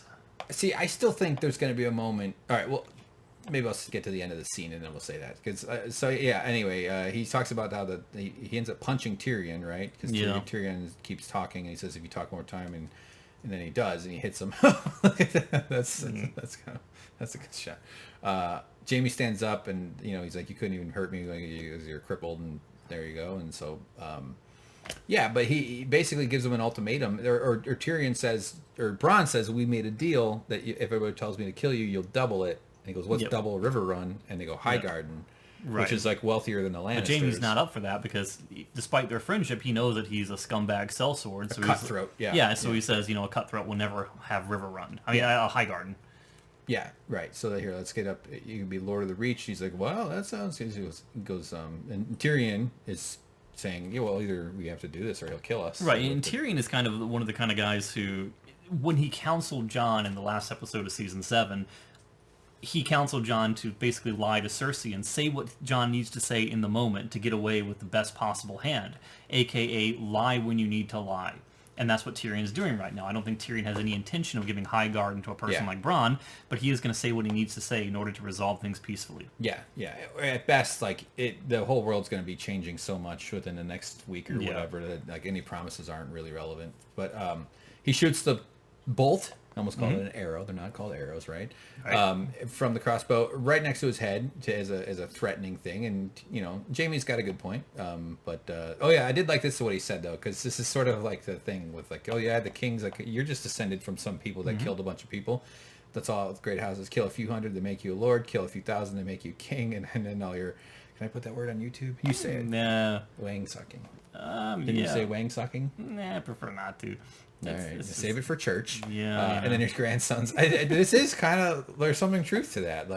No, he's true. What's the Queen of England? She's just descended from some warlord way in the past. You put fancy silk on robes and a crown on someone, doesn't make them lesser of who they used to be, how they rose to power. Right. Power, this show is called Game of Thrones. Right. It's all about the game of power, who has control, and how is control fought over and changed. And it's a lot of people, mostly poor people, die. Not that the rich folks don't also die. It doesn't really help anybody. But there's a lot of fucked up stuff. So you have my word, but it's gonna Bronn is just like, what the fuck? What is this? What's going on here? Well, I mean, what he says is okay. So he agrees, though. I'll take Highgarden. Yeah, they say we do need an officer. We need a general, someone to help our troops as we march south along the King's Road towards King's Landing. He's like, my fighting days are over, but I've got a few killing days left. Yeah. So he's basically like, you're going to give me what I want, but I'm not going to help you. I'm not going to be your lackey in the stead. Right. So they don't, start looking for him and try to kill him? Wouldn't you put a few of your trusted dudes around and be keep an eye out for Bronn? I mean, it's not like Bronn is Arya. I still think Bronn is going to redeem himself again because I do too. He's too great of a character to be wasted this way. Yeah, I think there'll be a moment where he makes a decision to either pull the trigger or not pull the trigger and chooses to probably do something. Or at the very last, he throws the crossbow to Jaime and Jaime uses the crossbow on Cersei. Something How like that. fitting would that be that Cersei dies by the crossbow that she ordered her own brother to be killed by? That would be fitting. Yeah. To die the same way her father died. Taking a poop. Oh, and shot in the stomach too, just to mirror the Red Wedding. Oh my God! To kill the baby, that would be. That sad. would be harsh. Yeah, But this is Game of Thrones. Yeah, when you play the Game of Thrones, you kill a baby. All right, so Bronn leaves, and they're like, There's still no direct evidence that she's telling the truth about that pregnancy, by the way. We don't know. We haven't seen the sonograms. Not yet. Yeah, well, check her Facebook. All right, so the horse has beautiful feet. I like the horse's feet. Something just made me smile about how the horse has warm feet. That's nice. Arya comes up on the Hound, and these are just like two old, well-worn, war-weary battle friends. And His old traveling companions back again, Yeah. and off in search of chicken. They felt better than dying, looking for chicken. So she says that it felt better than dying when she killed the guy. He's got unfinished business, and so does she. What do you think she's off to? Kill Cersei or something? I mean, Cersei's one of the last people that's on her list. The Mountain is also on her list, though. Yeah. But Ooh, the Mountain versus But her. the Mountain, that belongs to him.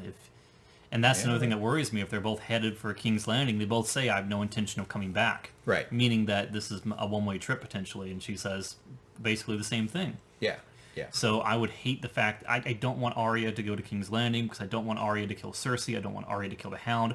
I don't want Arya to kill anyone else. I want there to be proper matchups. Well, except her whole job is to kill people secretly, or like be a sneaky rogue assassin. Yeah, I don't mind her assisting or setting up the stage for something greater to happen. Like she gets down on her hands and knees, and he steps on her back and then launches himself into the air, and then That would be Cersei hilarious. catches the Hound by the throat, and he's holding a big corn dog in one hand, actually a turkey leg, and then he drops the turkey leg into his other hand, but because it's slippery, it falls and it lands in Ghost's mouth, and then Ghost stabs her in the womb with a broken turkey leg, as only wolves do. What do you think, James? Would still be better than last episode. Okay, so we're back at the dragon pen here, where Dany's nursing her children back to health. Which Rhaegar is still kind of messed up from the battle last episode. He's got big holes in his wings now. Yep, it's good to see him was alive, though. They showed him crash landing, and we weren't sure. I mean, I assumed he was alive. But, Hey, it's sort of like she had two cars, and then John comes along. He's okay, John, I'll let you drive my car this one day, and he brings it back with windshield shattered. And I'm sorry I crashed the Bonneville. Yeah. It's a Ford Rhaegar. So off they go, though. I like their big bellies. For some reason, it's funny about this like keel-shaped torso. I would imagine that's like where they pull forth the fire. Mm-hmm. Yeah, is it magic, or do they just have like a cauldron of flaming, dragon? I imagine there's like two like fluids or something in there that mixes as it comes forward. Yeah, like that cobra. They should have a fire snake. Get on it, science. Off they go. I like their kind of long lumbering launch. There's the holes. Got some nice holes in the wings. So he's a little messed up. Bad times, but she's a proud mom watching her kids. That's one of the things that kind of makes dragons bad for battle, because you think about the Night King throwing his spears through the air. It's like there's a lot of surface area in a dragon. Like you get through one of those wings and they're going down. Yeah, they're like huge bats. Yeah. It's very vulnerable. That's why one thing you can do though is wear an apple fritter on the back of your head. Apple fritter. Little cooking tip for everybody: if you're having a depression spell, go to the grocery store, get an apple fritter, buy some peanut butter, bring it home. Actually, get a chocolate donut and an apple fritter and some peanut butter. Put the apple fritter, a swag of peanut butter, and then put the chocolate upside down. Put it all in the microwave, 21 seconds, no more, no less. Warms it up perfectly, melts the peanut butter. Chocolate will drip into the peanut butter and into the apple fritter. Not all of it. You don't want to completely soak it up, because then you have chunks that don't have peanut butter, chunks that do have peanut butter. Eat that, and you'll forget about your depression for about 7 minutes. All right, let's keep going. I used to do that, James. I can tell. Yeah. That was very detailed based on I had no Sansa's money. hair. I would just go buy like the a couple 50-cent donuts. And Okay, so Tyrion is talking about me now. You seem determined to dislike her. Yeah, I would say so. I know, you make good points, and you're not illogical about it, but I do feel a little compulsion to defend them a little. It's like, well, just wait and see. But you make good points. It's not to deny your observed reality, because I think you have a keen sense of observation, even if I don't agree all the time. So you see, anyway, you see, what the fuck are they talking about? They're talking about Daenerys and how Tyrion believes in her, but Sansa does not. Right. Yeah, Sansa's skeptical about Daenerys, and Tyrion. This is a sort of a theme of this episode too, is people starting to get a little skeptical of her, and Tyrion insisting that he's not wrong. Like, no, actually, I believe in her. He sort of has to defend his position. Right, and she's asking him, is there any other potential way for this relationship between Jon and Daenerys and the rule of King's Landing to actually change? And she says, well, what if there was a better option? What if there was a person more trustworthy? And this is where you think she's going to betray Jon by telling Tyrion what Jon swore her to secrecy, his true identity being Aegon Targaryen. And sure enough, I believe that's what she does at the end of this conversation. We don't see it on camera, but it's implied later on that this is what happens. Yeah, yeah. And she does say something interesting here, that she reads into Tyrion's motives and says, you're afraid of her, aren't you? You're afraid of the Queen of Dragons. Right. And his defense of that was exactly what's on the screen. Every good ruler needs to inspire a bit of fear. As if, but he says it in a way to me that was sort of like he's sort of, this is his own denial starting to creep up a little bit. There's a logical fallacy there that was, but like where you won't admit, not cognitive dissonance, but like where you won't admit that he's wrong. He definitely seemed, maybe it's a sunk cost fallacy. I don't know. I'm trying to think of that. But he didn't sound super persuaded by what he said, even though I think he's kind of correct, I guess. But yeah. I think he is slowly second guessing himself and trying to wonder whether or not he's betting on the right horse. Yeah. And I'd say there's about a 20% chance that in these final 2 episodes that Tyrion will betray Daenerys. But I'm not he's certainly super, well, as we'll see later, he's being pressured to do that already. And but he stands firm. Yeah, he does. So this is to someone better. Yeah, and they cut the scene, so it does seem like this is where she's describes what she knows about Jon now.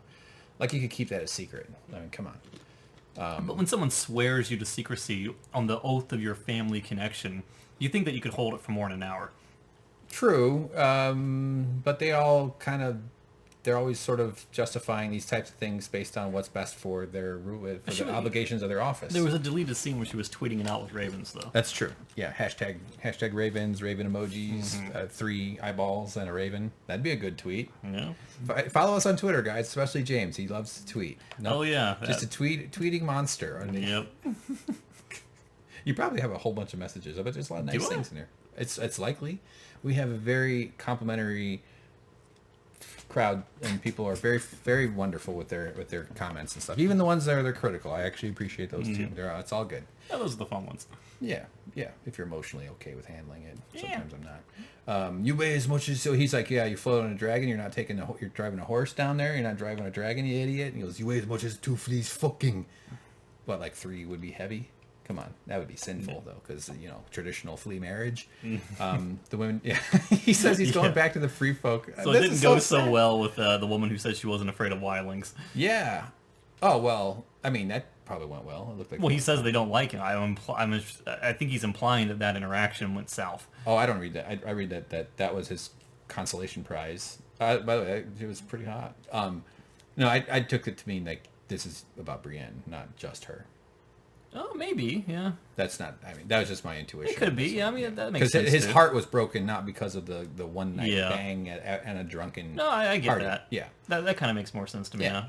Yeah. One night bangs are fun, so are 2 night bangs, and then there's also a lifetime bang. And isn't that what we all want? No. That's why most marriages end in failure, or successful divorce. Is a nice way of thinking about it. As soon as the winter starts, he's like, I'm going back up as soon as it gets... What, is the winter over now the Night King is dead? Well, no, I mean... Aren't they still in for a geological or not, you know what I mean, weather systems? Yeah, I think winter is still coming, but I think the winter would have been more severe and winter would have been permanent had the Night King had his way. Turn them all into his Because with the minions. Night King comes winter. Yeah. What would the Night King do if he won with the whole continent? I think you just sit back in the throne and just make icicles the rest of his life. Do what? Yeah, I mean, that's part of the reason why I wanted to know more about it. You know what would have been great this episode? Tell me. If Bran had sat back and looked back into the past and then come back and says something like, there will always be a Night King, there must be a Night King, there must be balance. Or if he just said something like... I am the Day King. Fighter of the Night King, champion of the sun. Yeah, the master of karate and friendship for and everyone. his move is he puts sunblock on people. Yep. He has an SPF dispenser. Yes, but what if he had like teased that there was something else out there, that there was one greater than the Night King, right, or something, just to kind of give us hope. I know we're not going to see it, but just to say it's not. Yeah, it's such an interesting mystery now that we would like to see some, at least enough answers that we can ask a lot more questions. It doesn't have to get all full. And people can say that, yeah, they gave us the backstory. They had the children of the men, children of the forest, say what it was, show the flashback of this shard going into his chest. It just seems like they had to be more than that. Right. But like, what's Sauron? I mean, they don't really get into the whole, like, I mean, evil just sort of is a thing that is sort of like a presence that has to be resisted by good people when they work together. That's essentially the message of a lot of these stories. The books probably gave Sauron a little bit more, fleshed out background, I would have to imagine. I don't recall that, but I also have a horrible memory. I did read The Lord of the Rings. Anyway, whatever. I'm just saying, like, they sort of, at a certain point, evil explaining it is mostly just like, well, we need it so we can recognize the good, which I think is bullshit. But... I just want to know, was he intelligent? Was he acting on his own volition? Sauron? Yeah, I mean, not Sauron, the Night King. Oh, Night King. It's like, was he thinking? Was he, Right. There's just so many little things that could have been elaborated on, just a tiny bit that would have given us some closure. Yeah, they really just ended it real quick. Yeah. So anyway, all right. So anyway, Jon offers Ghost. He says Ghost won't be happy where I'm going. He belongs up in the woods and running around, He's like a crazy wildling like the rest of you. He'll fit in. So that's true. And Ghost, look at him. Look at that dog. Huh? Red eyes. He doesn't look all that big to me anymore. I always thought direwolves were huge. And yes, granted, that is big, but I always imagine him being bigger than that. Well, compared to this font size, he's gigantic. But I mean, it's hard to tell the scale. He doesn't look foreboding to me. Yeah, I know. You ever be around a huge dog, though? Like, yeah. There's huskies. Like, there's like a breed of huskies that are like the size of bears. They're just these monsters. Mm-hmm. I was in Wisconsin. These people, they were in the back of a pickup truck. They looked like... It was unbelievable. Like Great Dane-sized huskies. Like regular huskies are huge. Yeah. These were fucking giant monsters. One of them had a saddle. It was green. And he was cringing. He-Man. Yeah. Castle Grayskull. All right, so he'll be happier up there. That's what he wants to do. That's what I tell women. Wink. Wink. What did I say that out loud? That they'll be happier up in a castle in the north. Could I put it in your northern castle? Well, that's what Tormund says to Jon. He goes, there's north in you. Yeah. The real north. There's north in your south. Because the interesting thing about Tormund is Tormund refers to what Jon refers to as the north as the south. Because to Tormund, the north is the south because he's from north of the wall. Yeah, it's like Canadians calling Minnesota the south. Yeah. It's like kind of the same. I mean, not really. But yeah, I do like that part of it. So then Sam and his beautiful bride, Gilly, one of my faves, one of my most faves here. God. She's the finder of annulment. Mm-hmm. She's a very important character, has the blood of the Night Kings in her bones, or at least one of the lieutenants, because she's related. Her father fathered a lot of the White Walkers, which is true. Okay, fact. Look it up. But Sam, turns out, Jon hugs her and tells she's pregnant because he's got a sonogram machine in his gut, because that's what those scars do now. They emit radiation, and he tells she's pregnant. Boy, risky. Don't hug a woman and be like, oh, it feels like you're pregnant here, you fat bitch. Don't do that.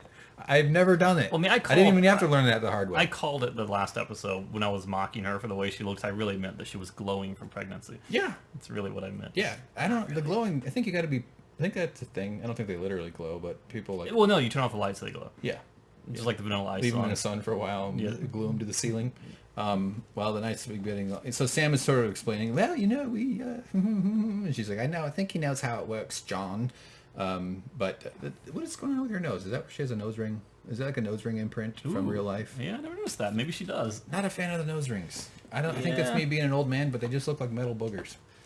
It's like, why you just look like you have a metal booger. I'm sorry if anybody out there has a nose ring. You look beautiful. It's an expression of your personal character, but honestly, just pick your fucking metal booger off your nose. Would you, for God's sakes? It's so distracting.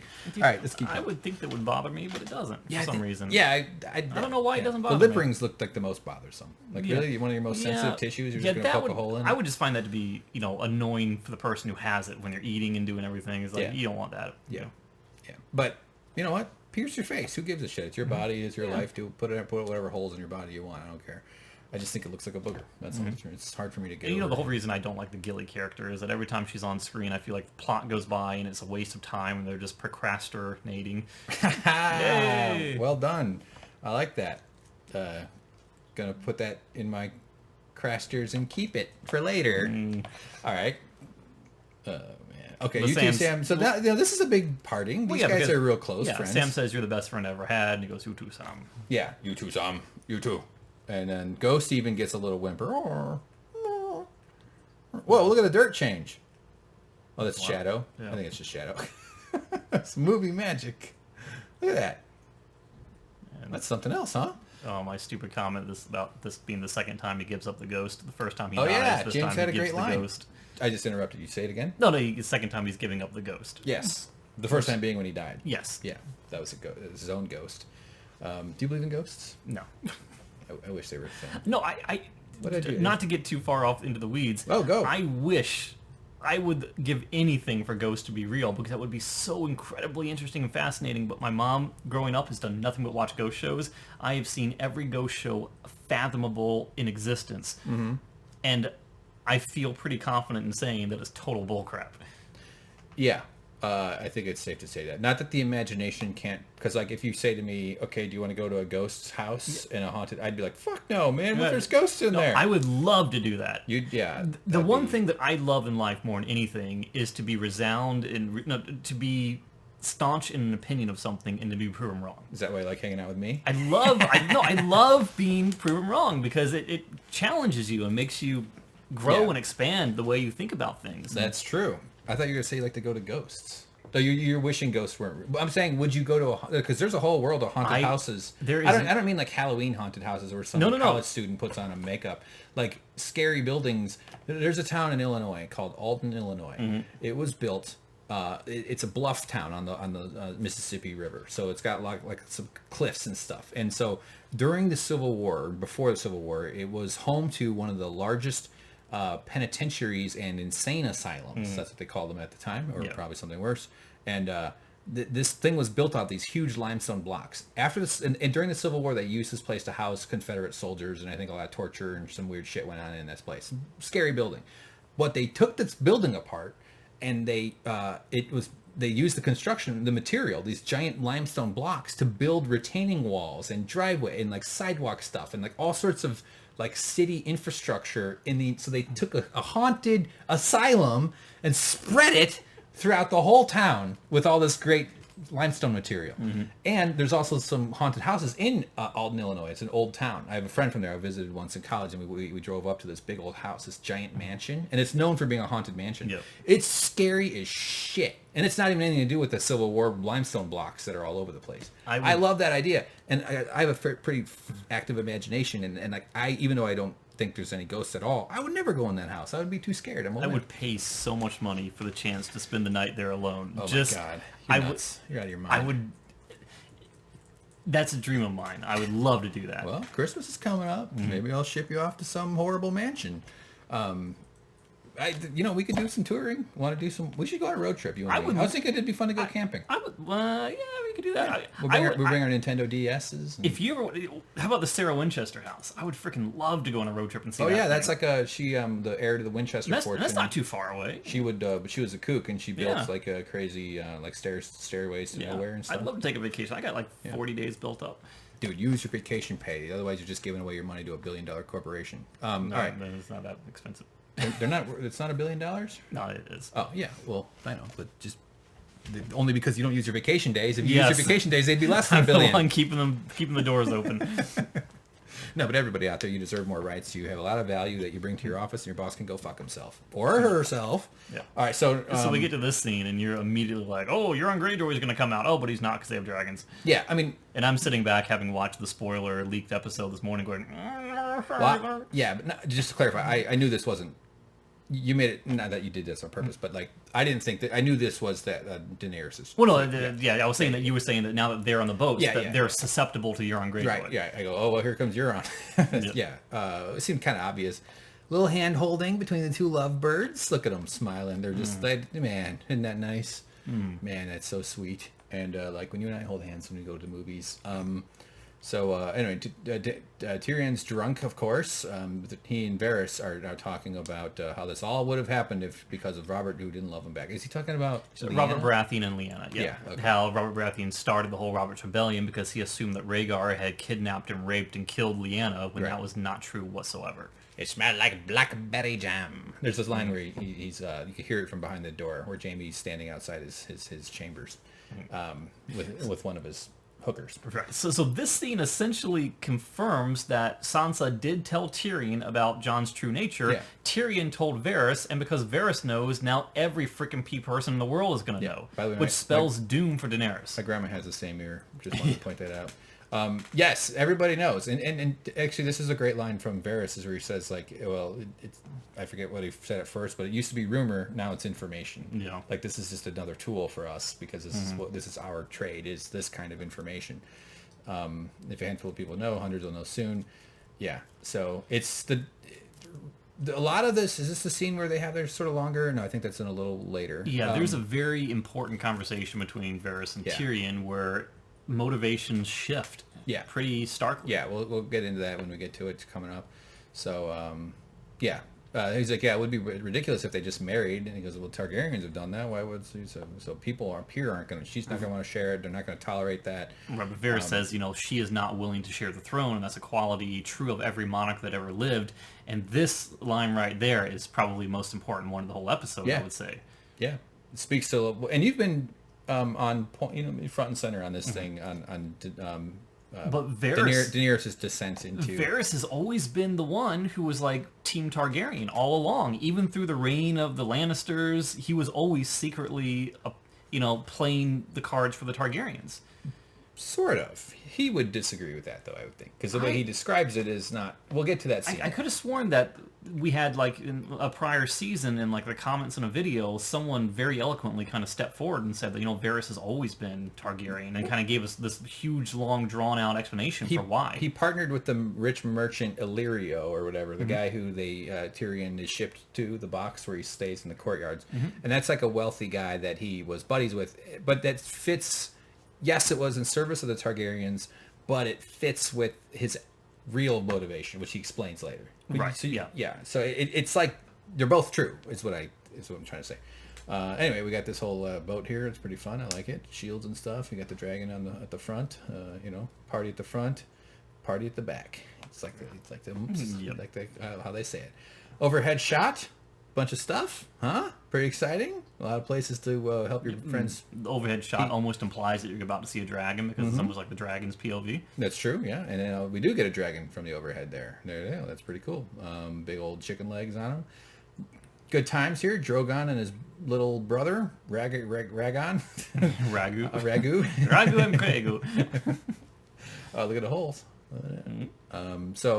Yeah, pretty cool. Daenerys is flying, and all of a sudden, slam, boom! I went, oh shit, oh fuck, that's no good. Right, and this is part of the leak that came out this morning, so I knew this was coming, but... So this is spoiled for you. Did it feel like a spoiler, or were you just glad No, I mean, I saw that stuff had been leaked, and I immediately went for it, because I wanted to know, because the earlier I knew, the more I could think about it, and the more I could come with an honest opinion of how I feel it played out and whether it was good or bad. All right, it's tough but fair.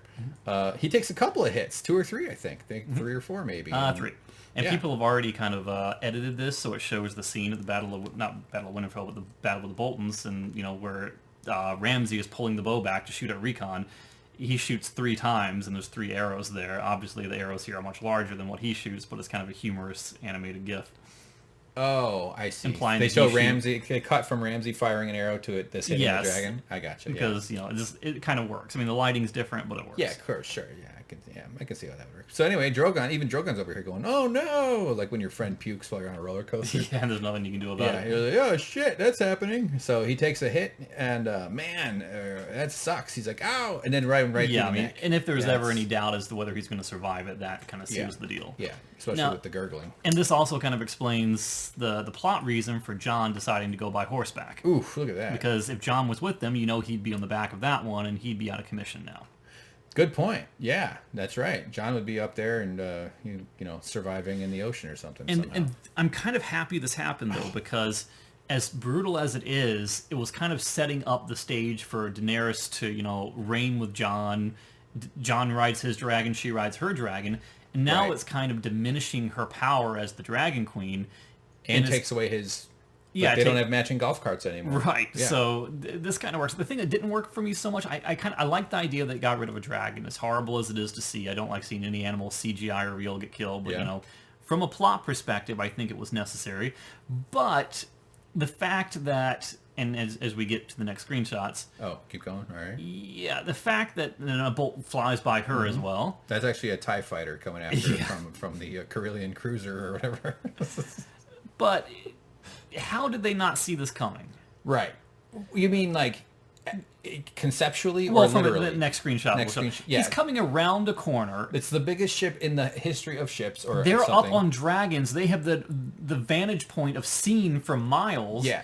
Yeah. There's no way they wouldn't have seen it. There's Agreed. no way they would have gotten the drop on them. And there's no way, no matter how good a shot Euron Greyjoy is, he's not going to be able to hit a dragon 3 times in critical spots. Right.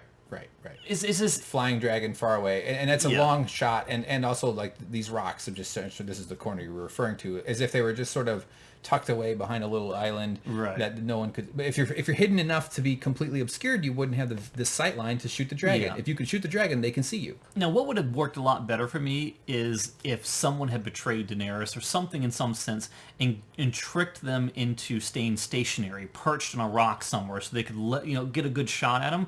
That would have made more sense. Right. But in the air 3 times in a row. Yeah. And then coming out of nowhere, it's this kind of stuff that irks me a little bit. Is like this is just as kind of lame to me as the whole Arya thing. It's like, and The Walking Dead did the same thing as well. When they wanted to move a plot along, they couldn't really creatively write how it was going to happen. So that's where you get teleporting zombies from. Yeah. It's like, okay, I'm walking along, the zombies make a lot of noise, but all of a sudden, boom, 2 seconds later, they're right behind you, biting your neck. You didn't hear that coming. You didn't see them coming. Yeah. It's lazy, and especially it'd be one thing if you had never heard of zombies, or that you didn't know there was a risk to your dragons from giant things being thrown at them. But they live in a world of constant danger. Yeah, it's extremely unlikely that you would have not seen these guys, and especially so that's pretty illogical, I'd say. Yeah. So now Daenerys knows she only has 1 dragon left, and she's basically gauging whether or not she should go down and just rain fire on this whole fleet. Mm-hmm. And she goes in for the charge. But they all launched all their little bolts here, their giant bolts, I should say, at this point. And she starts to go in, but then she gets turned back. She thinks better. I think she starts thinking tactically, saying that my revenge and my vengeance is not worth the loss of this dragon, because if I lose this dragon, I've lost the war. Then she's done. Yeah, and it's the last one. You can't. You need 1 golf cart remaining in order to be a ruler. I find this guy annoying. I don't know why. He's a little too over the top for me. It's just he's kind of a one-dimensional. Not that he's the only character like that, but I don't know. I just find him pretty obnoxious. Hire real Ewan McGregor, okay? Not this no chin hair growing. Lawrence McGregor. Yeah.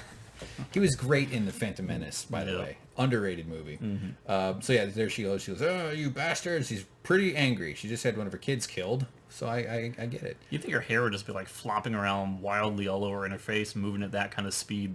Well, that's why they tie it into a cinnamon bun on the back. Yeah. But you think it'd be a little bit more untethered. Yeah. Or goggles, just... Oh, that'd be great. Dragon riding goggles. Just dragon goggles, like steampunk kind of goggles. So anyway... like dead bugs all over her face. With little wipers. All right, so Grey Worm, of course, cares about his lady, and he get a skiff now, and yells at her, and she runs off, and... but look at this stuff. Look, they even painted it red. Does it like a dragon eye? It's kind of like an eyeball. It kind of does. Oh, this is like a kraken squid. Oh, it's a kraken beak. That's exactly what it is. Yeah, that's here, cool. let me back up. Didn't even see that before. Yeah, I thought I had a better... Yeah, here you kind of... Yeah, that's interesting. Yeah, it is. It's like the squid suction Very cups. much so is. That's definitely what that is. Because they do have that beak, that kind of mean bird mouth in the middle of that whole thing. What a monster, huh? Those squids and stuff. I think they're one of the coolest animals. I've been squid fishing. It's you feel like you're just taking advantage of helpless animals, like all fishing, I guess. Yeah, there you go. Look at that. Wow. See? This is why we do the shot by shots, for the one decent moment. That's pretty cool. But these things really take a beating. Like, what the fuck? They just invented this technology? Yeah, it seems it's pretty much like cannonballs. Yeah, I would think cannonballs would do less. Like I don't know. I guess they probably could go right through it or get stuck in it. I suppose are the 2 possible outcomes. But then Daenerys' fleet is getting absolutely destroyed. Completely, yeah. Dudes are flying. From a sea battle perspective, Euron Greyjoy is unparalleled. You don't win against him. Yeah. He dominates the seas. A pirate, basically. All the ships and stuff. Look at these guys. Tyrion's dodging giant bolts left here, going right. Boom. Juking and waving, and then he decides to do the only thing he knows to do: run. Look at that. And into the water he goes, and he comes up for air. And it's unclear what happens to him at this point, because it looks like the mast falls on him, but maybe he gets by unscathed. Yeah, well, didn't get the... Oh, shit, sorry about the mouse there. Didn't realize... yeah, I thought I had that shot. But yeah, the kind of, like you said, mast comes down and big splash. Washing up on the beach, we have all these guys here. They're coughing and, sandy, and they're going to get, not wearing sunscreen. They're all having a bad time. This guy lost his hair. That's why he's so upset back there. This walrus looks a lot like Varys. That was hilarious. His tusks fell off. That's what I said. I said that while we were watching, and James cracked up, and it made me feel nice. I like to hear you be happy, James. You're happy is why I'm happy. I mean, I'm trying to quote Tyrion. Yeah, they're all fucked up, man. And but explain this part to me. Why would Euron Greyjoy not come and just clean up? Just like wail on the beach a little bit? Yeah, I mean, why would... You know that anyone who survives from there has only one direction to go if they want to survive, and that's the beach. Well, he knows that they're actors, and they have scenes to come. That's why he left them alone. Yeah. But Grey Worm is freaking out looking for Missandei. He's missing her. She's not on the beach. He's worried. I don't blame him. It's this lady, It sucks. I'm worried about her, and I'm not even banging her. Or holding her hand, I wanted to see what she looked like with her hair wet back, because she always has the perfect hair. Everything about her is perfect.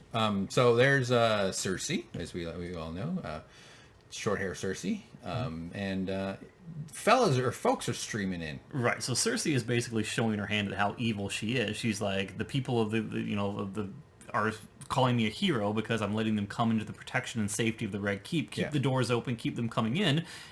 They're human shields. Yeah, the whole reason she's keeping them there is she knows Daenerys likely will not go and torch her own people. Right. She's gathering as many of the citizens around her. Yeah, it's a very Saddam Hussein move. Yeah. Although I'd say all leaders are cowards generally. At least some of these people at least go into their fights on their own. Most don't get me started on fucking the injustice of war, James. But she gives this guy a promise that she could let him slip one past the goalie. Right? They're going to have a baby, she suggests. Although she's already pregnant, so maybe she'll just say, you're the father. But if she's telling the truth, she's effectively pregnant with Jaime's child, and she's lying to him like she's lied to all her past, husbands.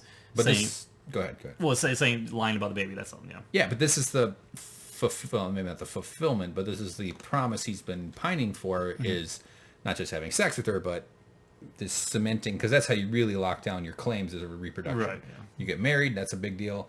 Then you have a baby, and then your baby hopefully is a boy. Who's got to go to the boy? And then everybody gets to be like, oh, no, I'm the father of the next one. So then it's political expediency. And they didn't have DNA tests back then, so did not. They did have 23andMe though. Yeah. And most of them were part. They're all mean to each other.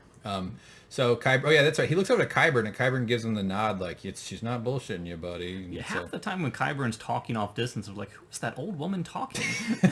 He has like a very grandmotherly voice. It is, a little effete, or maybe effeminate is the word I was looking for.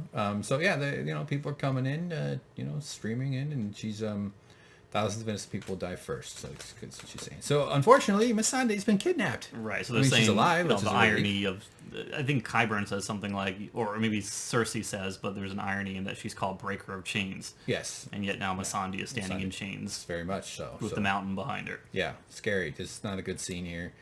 Grey Worm is promising to get in there. We're going to kill him. This is...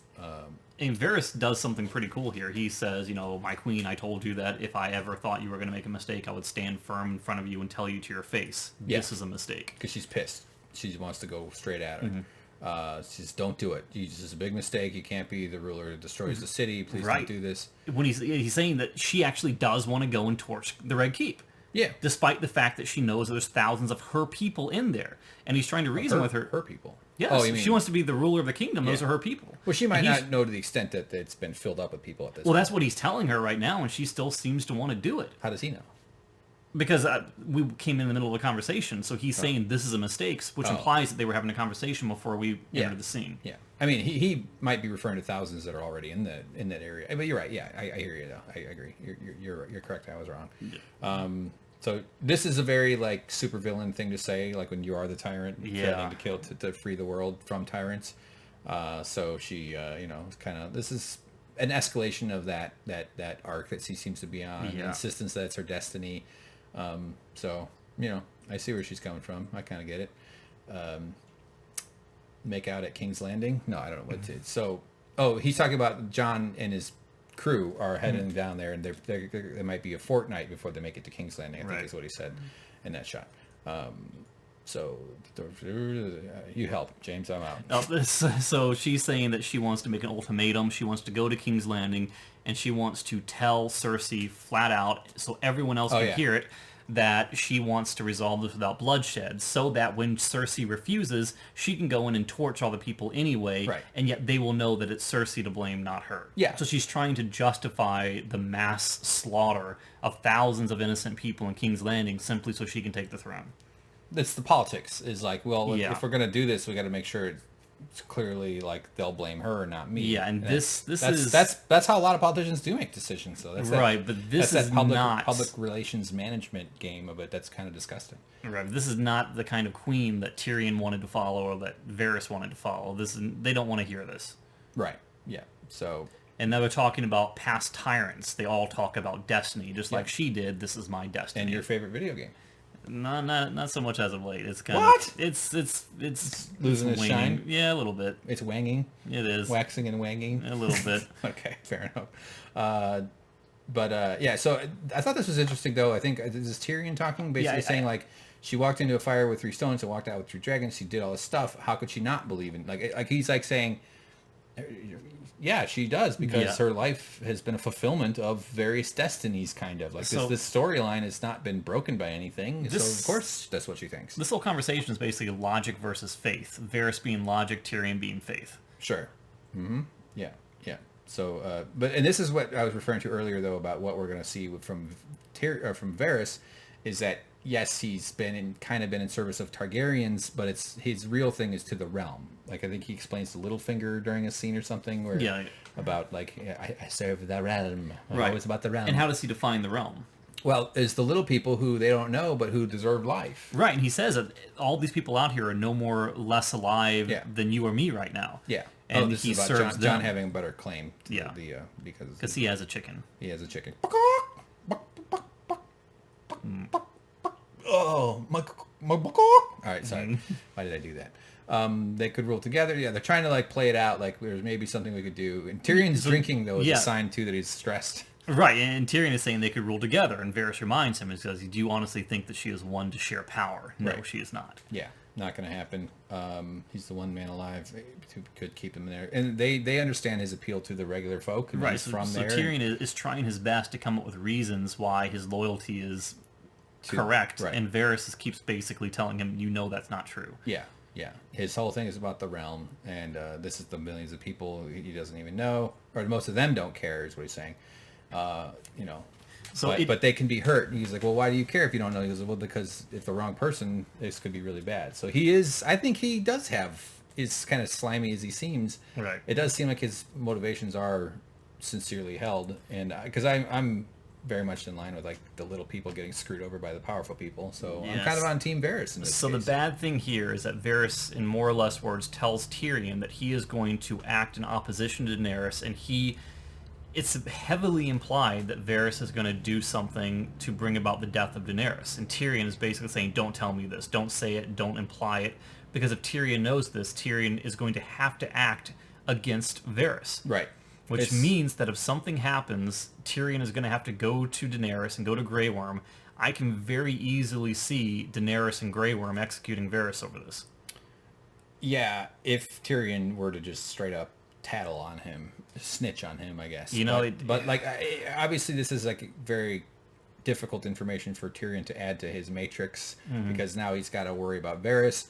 He also is persuasive and persuadable. Like, I think that Varys is kind of talking him into it. Not that I think Tyrion will do that. I'm just saying, like, he does respect Varys. He doesn't see Varys as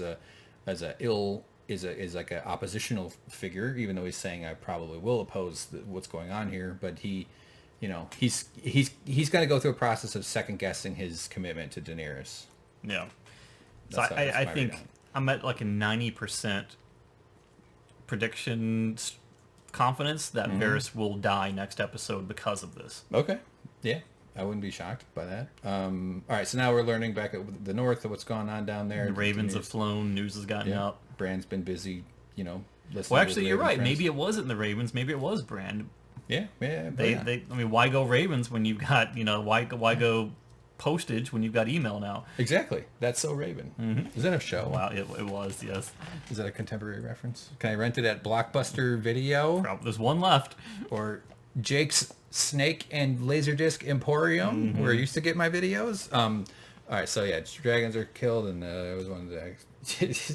Sansa's like, yeah, too bad. I wanted to be there when they execute your sister, motherfucker. What do you... So anyway, Sansa doesn't like any of them. She's sort of frustrated with Cersei. Doesn't like. She has a good reason to hate the Lannisters. Yeah, I totally. So we're in Brienne and Jaime's bed. Look at those big fur blankets, huh? Pretty nice.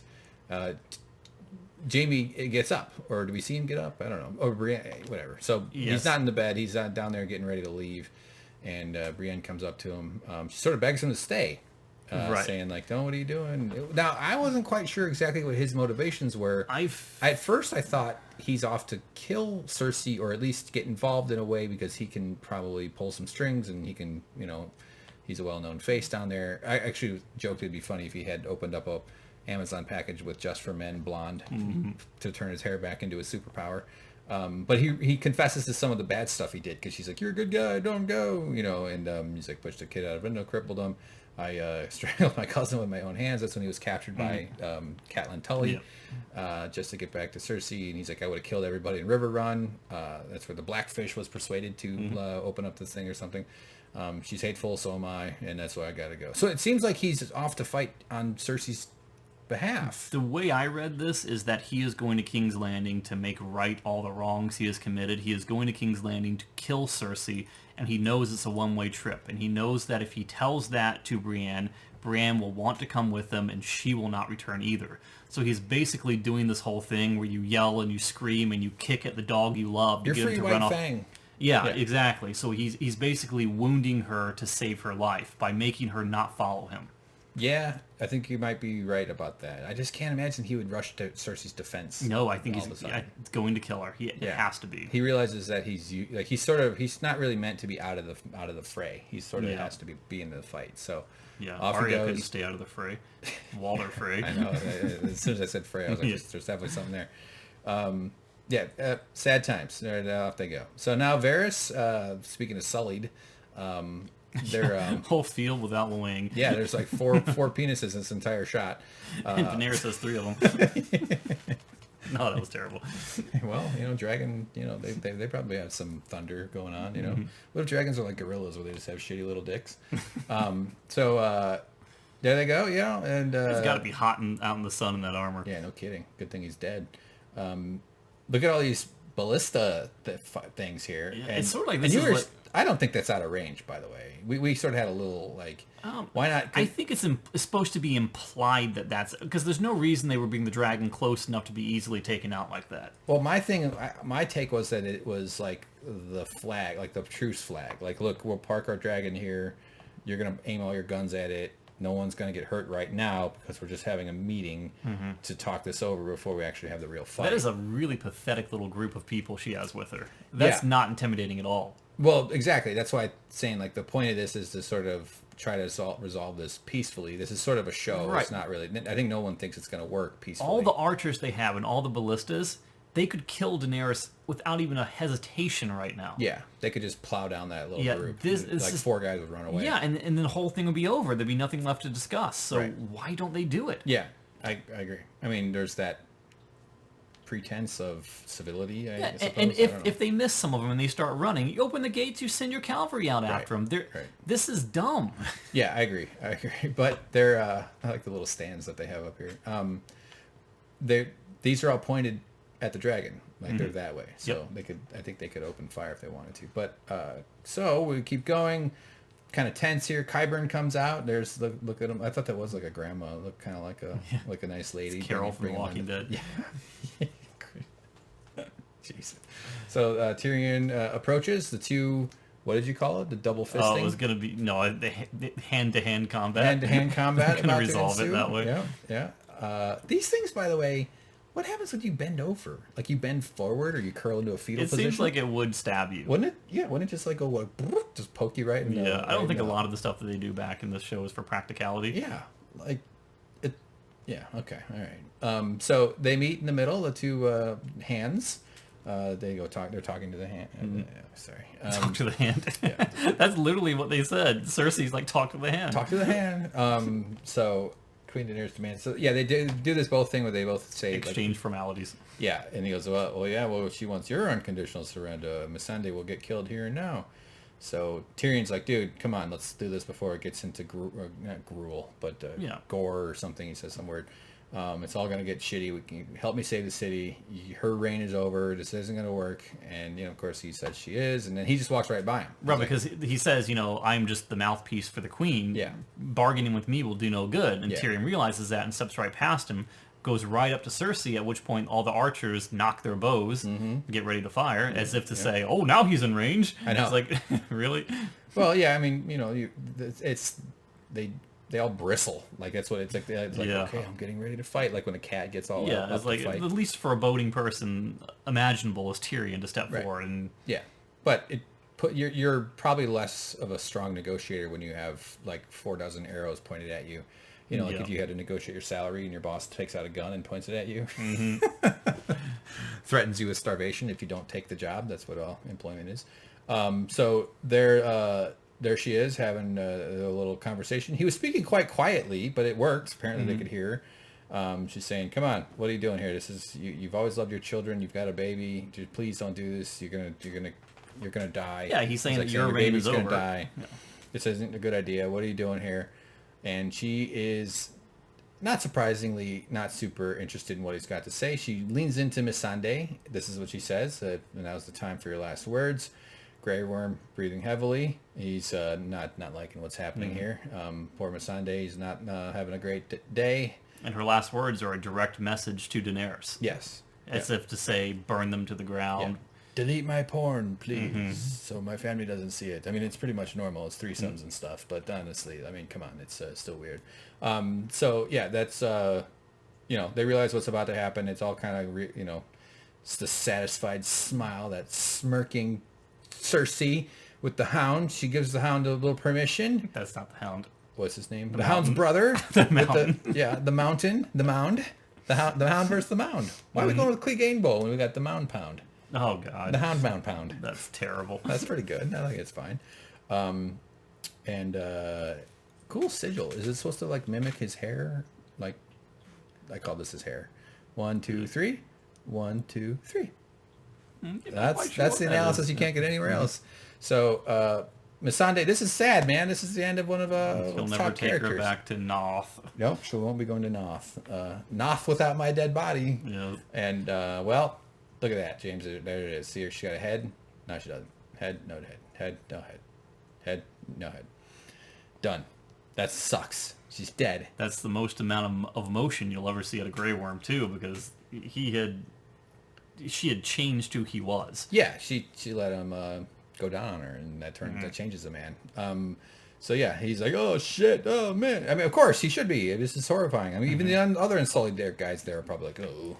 And this was the one person who was closest to Daenerys from the very beginning, the one person that believed in her from day one. Yeah. So this is a heavy, heavy, heavy blow for both of them. Yeah, this is bad. So, he's vowing vengeance and vowing to do some murdering. So I hope we see some cool action. And if anything is going to motivate Daenerys to go in and burn the Red Keep to the ground, it's going to be this. That's exactly what Cersei wants, to make Daenerys into the tyrant. It's a provocation, yeah. And Cersei's like, but and Tyrion knows he can't stop her now. The bloody body and the bloody head oozing back there. Yeah, it's over. I mean, now it's just on. It's like, okay. Now this is the part where I'm like, well, why don't they just shoot the dragon now? The fighting is about to happen. They could. This is it. This is within range. They're out in the open. Yeah. If they were to attack them and pursue them, they have they can't escape. Right. Yeah, they wouldn't be able to get out. But so Daenerys sort of walks off looking pissed, ready to go to war. She's had enough of this crap. I think we're going to see, this is going to provoke her into full evil rage queen. She's going to be burning some folks, and it's going to lead to, that's the end of the show. Right there. And it's going to lead to widening gap between her and Jon, which is going to be exasperated by the widening gap between the advisors, Varys and Tyrion, and we're looking for some pretty intense conflict coming up here. And I don't know how he's going to do it, but I'm starting to dread that Jon is going to be the one that has to kill Daenerys, just like Jaime had to kill the Mad King. Yeah, I think it's going to be crazy. I mean, it could come with all sorts of scenarios and how it works, how it plays out. But Bran is really Daenerys. We go back and Bran's got a Just for Men platinum blonde. I know. I just feel like Jon, I love you. This whole thing is going to end, is going to be over, and Bran will have never served any like grand purpose. No, he's got some squirrel friends in the woods somewhere. He's hanging out on his own little gang. He's got a Discord server. How much screen time was devoted for Bran's journey in becoming the Three-Eyed Raven? A good bit. A lot. Yeah. And then for what? Well, he knows everything. He's the memory. He was the bait that pulled out the Night King, that made the Night King vulnerable in the moment. So, did you enjoy this episode? Yeah, I mean, aside from the cheapness of the dragon being killed in the way that it was killed, and aside from the absurdity of this scene here, where they could clearly just wipe him off the face of the planet with ballistas and the army, and, aside from all of that, I was okay with this episode. All right. I like to hear it. Yeah, I agree. It was fine. And Magic Arya not having her throat completely messed up and the Night King's being grabbed, I was not happy about that. Maybe it goes away when he's dead. Maybe that's the thing. Maybe Bran's form is cleared up now. Maybe. Yeah, like your tattoos go away when you die. Yeah, I just don't like lazy storytelling. I get that they had to accelerate things. I get that they want to get to an end point, but at least make things happen with a reasonable explanation for the build-up. At least don't have Arya materialize out of thin air and fly 100 feet across an army of whites to do what they're going to do. Don't have characters be useless. Don't have this, as if Daenerys standing in front of the doors of King's Landing. I don't know. Yeah, I gotcha. There's only 2 episodes left. We'll see where they go. You want to add anything? I think we're ready. I got to get to the editing and. No, I think this episode set the stage. I keep saying that every episode is doing that, but I think that without the White Walkers in play, I don't quite know how she's going to win. I guess that's what it all boils down to. Right. I don't see how she's going to get a dragon in close enough to hurt King's Landing with all the ballistas up there. I don't see how she has the numbers of the army to do what she needs to do. It almost seems as though someone needs to get inside the castle, just like the Night King had to be taken out to chop the head off the snake. Yeah. I think someone has to get him from the inside to kill Cersei. And maybe it's even something as simple, and this would be great. Imagine all right. if the people who are in the Red Keep revolt and come up and they pour on top of her and they kill Cersei, her own people. Sure. Maybe they figure it out. Maybe, yeah. Could be. They mostly just use people as sort of like sacrificial lambs and cannon fodder, generally. Do you think the final episode will be like a cliffhanger kind of ending where they sort of like they don't resolve everything until the very end? Or do you think it'll be like Lord of the Rings where they do fix everything and then they got like 20 minutes of like Viggo Mortensen singing, where they wrap it up and they all go home and have hugs and stuff? Yeah. Are we going to get to see a little bit more of that resolution? I think there might at least be a little montage saying like where Sam and Gilly are now and where, living in an apartment in New York. Yeah, Brienne's still crying in Winterfell and, Yeah. hopefully that's not the end of her story, but well, Brienne and Tormund will now that she's because she fell for her first guy, and maybe that's a thing, and Jaime Lannister's a handsome fella, hard not to fall for a guy who throws children out of windows. Maybe it's this is part of like life, sex, romance, love, dating, relationships. You get your emotions fucked with and hurt and devastated, but you also learn that you could survive that and move on and find somebody else's genitals to bang. Till that gets boring and you move on to something else. And by the time it gets too old, you're nearly dead. You're in your late 50s. It's too late to do anything different. So you just stay with whoever you're stuck with so that you can watch Jeopardy with someone else in the room. Welcome to marriage. That's life. What a beautiful vision, huh, everybody? Cosmic evolution 14 billion years ago. Also, we don't have to be watching Jeopardy alone. All right. Good times, James. Will you watch Jeopardy with me when I'm in my 80s? When they have Robo Alex Trebek. They'll replace him, Mark McGrath. Obviously. Thanks, everybody. Thanks for listening. Don't forget to like and bend the knee and help us build the channel. No, we're not really building the channel anymore. I mean, I might do some more news dumps or something or whatever, but That's it's a thing. Sporadic is fine. I don't know, whatever. It's been kind of always been an experiment, sort of. It'll be nice being able to cancel HBO after this. What about Westworld? Several more years. I can bring it back. I can renew when it comes back. Yeah, you should cancel it. I just watched Black Klansman. A great movie. Okay. Just such a good movie. Just a well-made story. I got a bunch of Oscar nominations. All right, so that's all I got. Thanks for watching. I was going to talk about jury duty last time. I promised it, and I forgot to, and I'm not going to this time either. Not because I'm trying to hide anything. I just want to get to work on this thing and get it out there. So I might probably talk about my other podcast when I get around to doing that. Winners and Losers. That's like a political sort of talk show that I want to go whatever. It's not. That's been also something I've abandoned because I'm horrible. All of this because politics are just going so well right now. I know. I work in politics. To complain about. I do video editing and stuff, but I work in politics, so I got a lot of shit in my. Yeah, it's all good. It's fine. I don't know why I'm rambling about that, but jury duty was fine. It's various. I have mixed feelings. Yeah, whatever. I'm not going to talk about it, but it's good. Everything's fine. No worries. Thank you, James. You've been wonderful. I always appreciate your insight, your intelligence, and your patience for all my bullshit. I have none of the three. Come on. Come on. Come on. You can be the milk tonight. I promise. I don't even know what that means. You'll find out. Bye.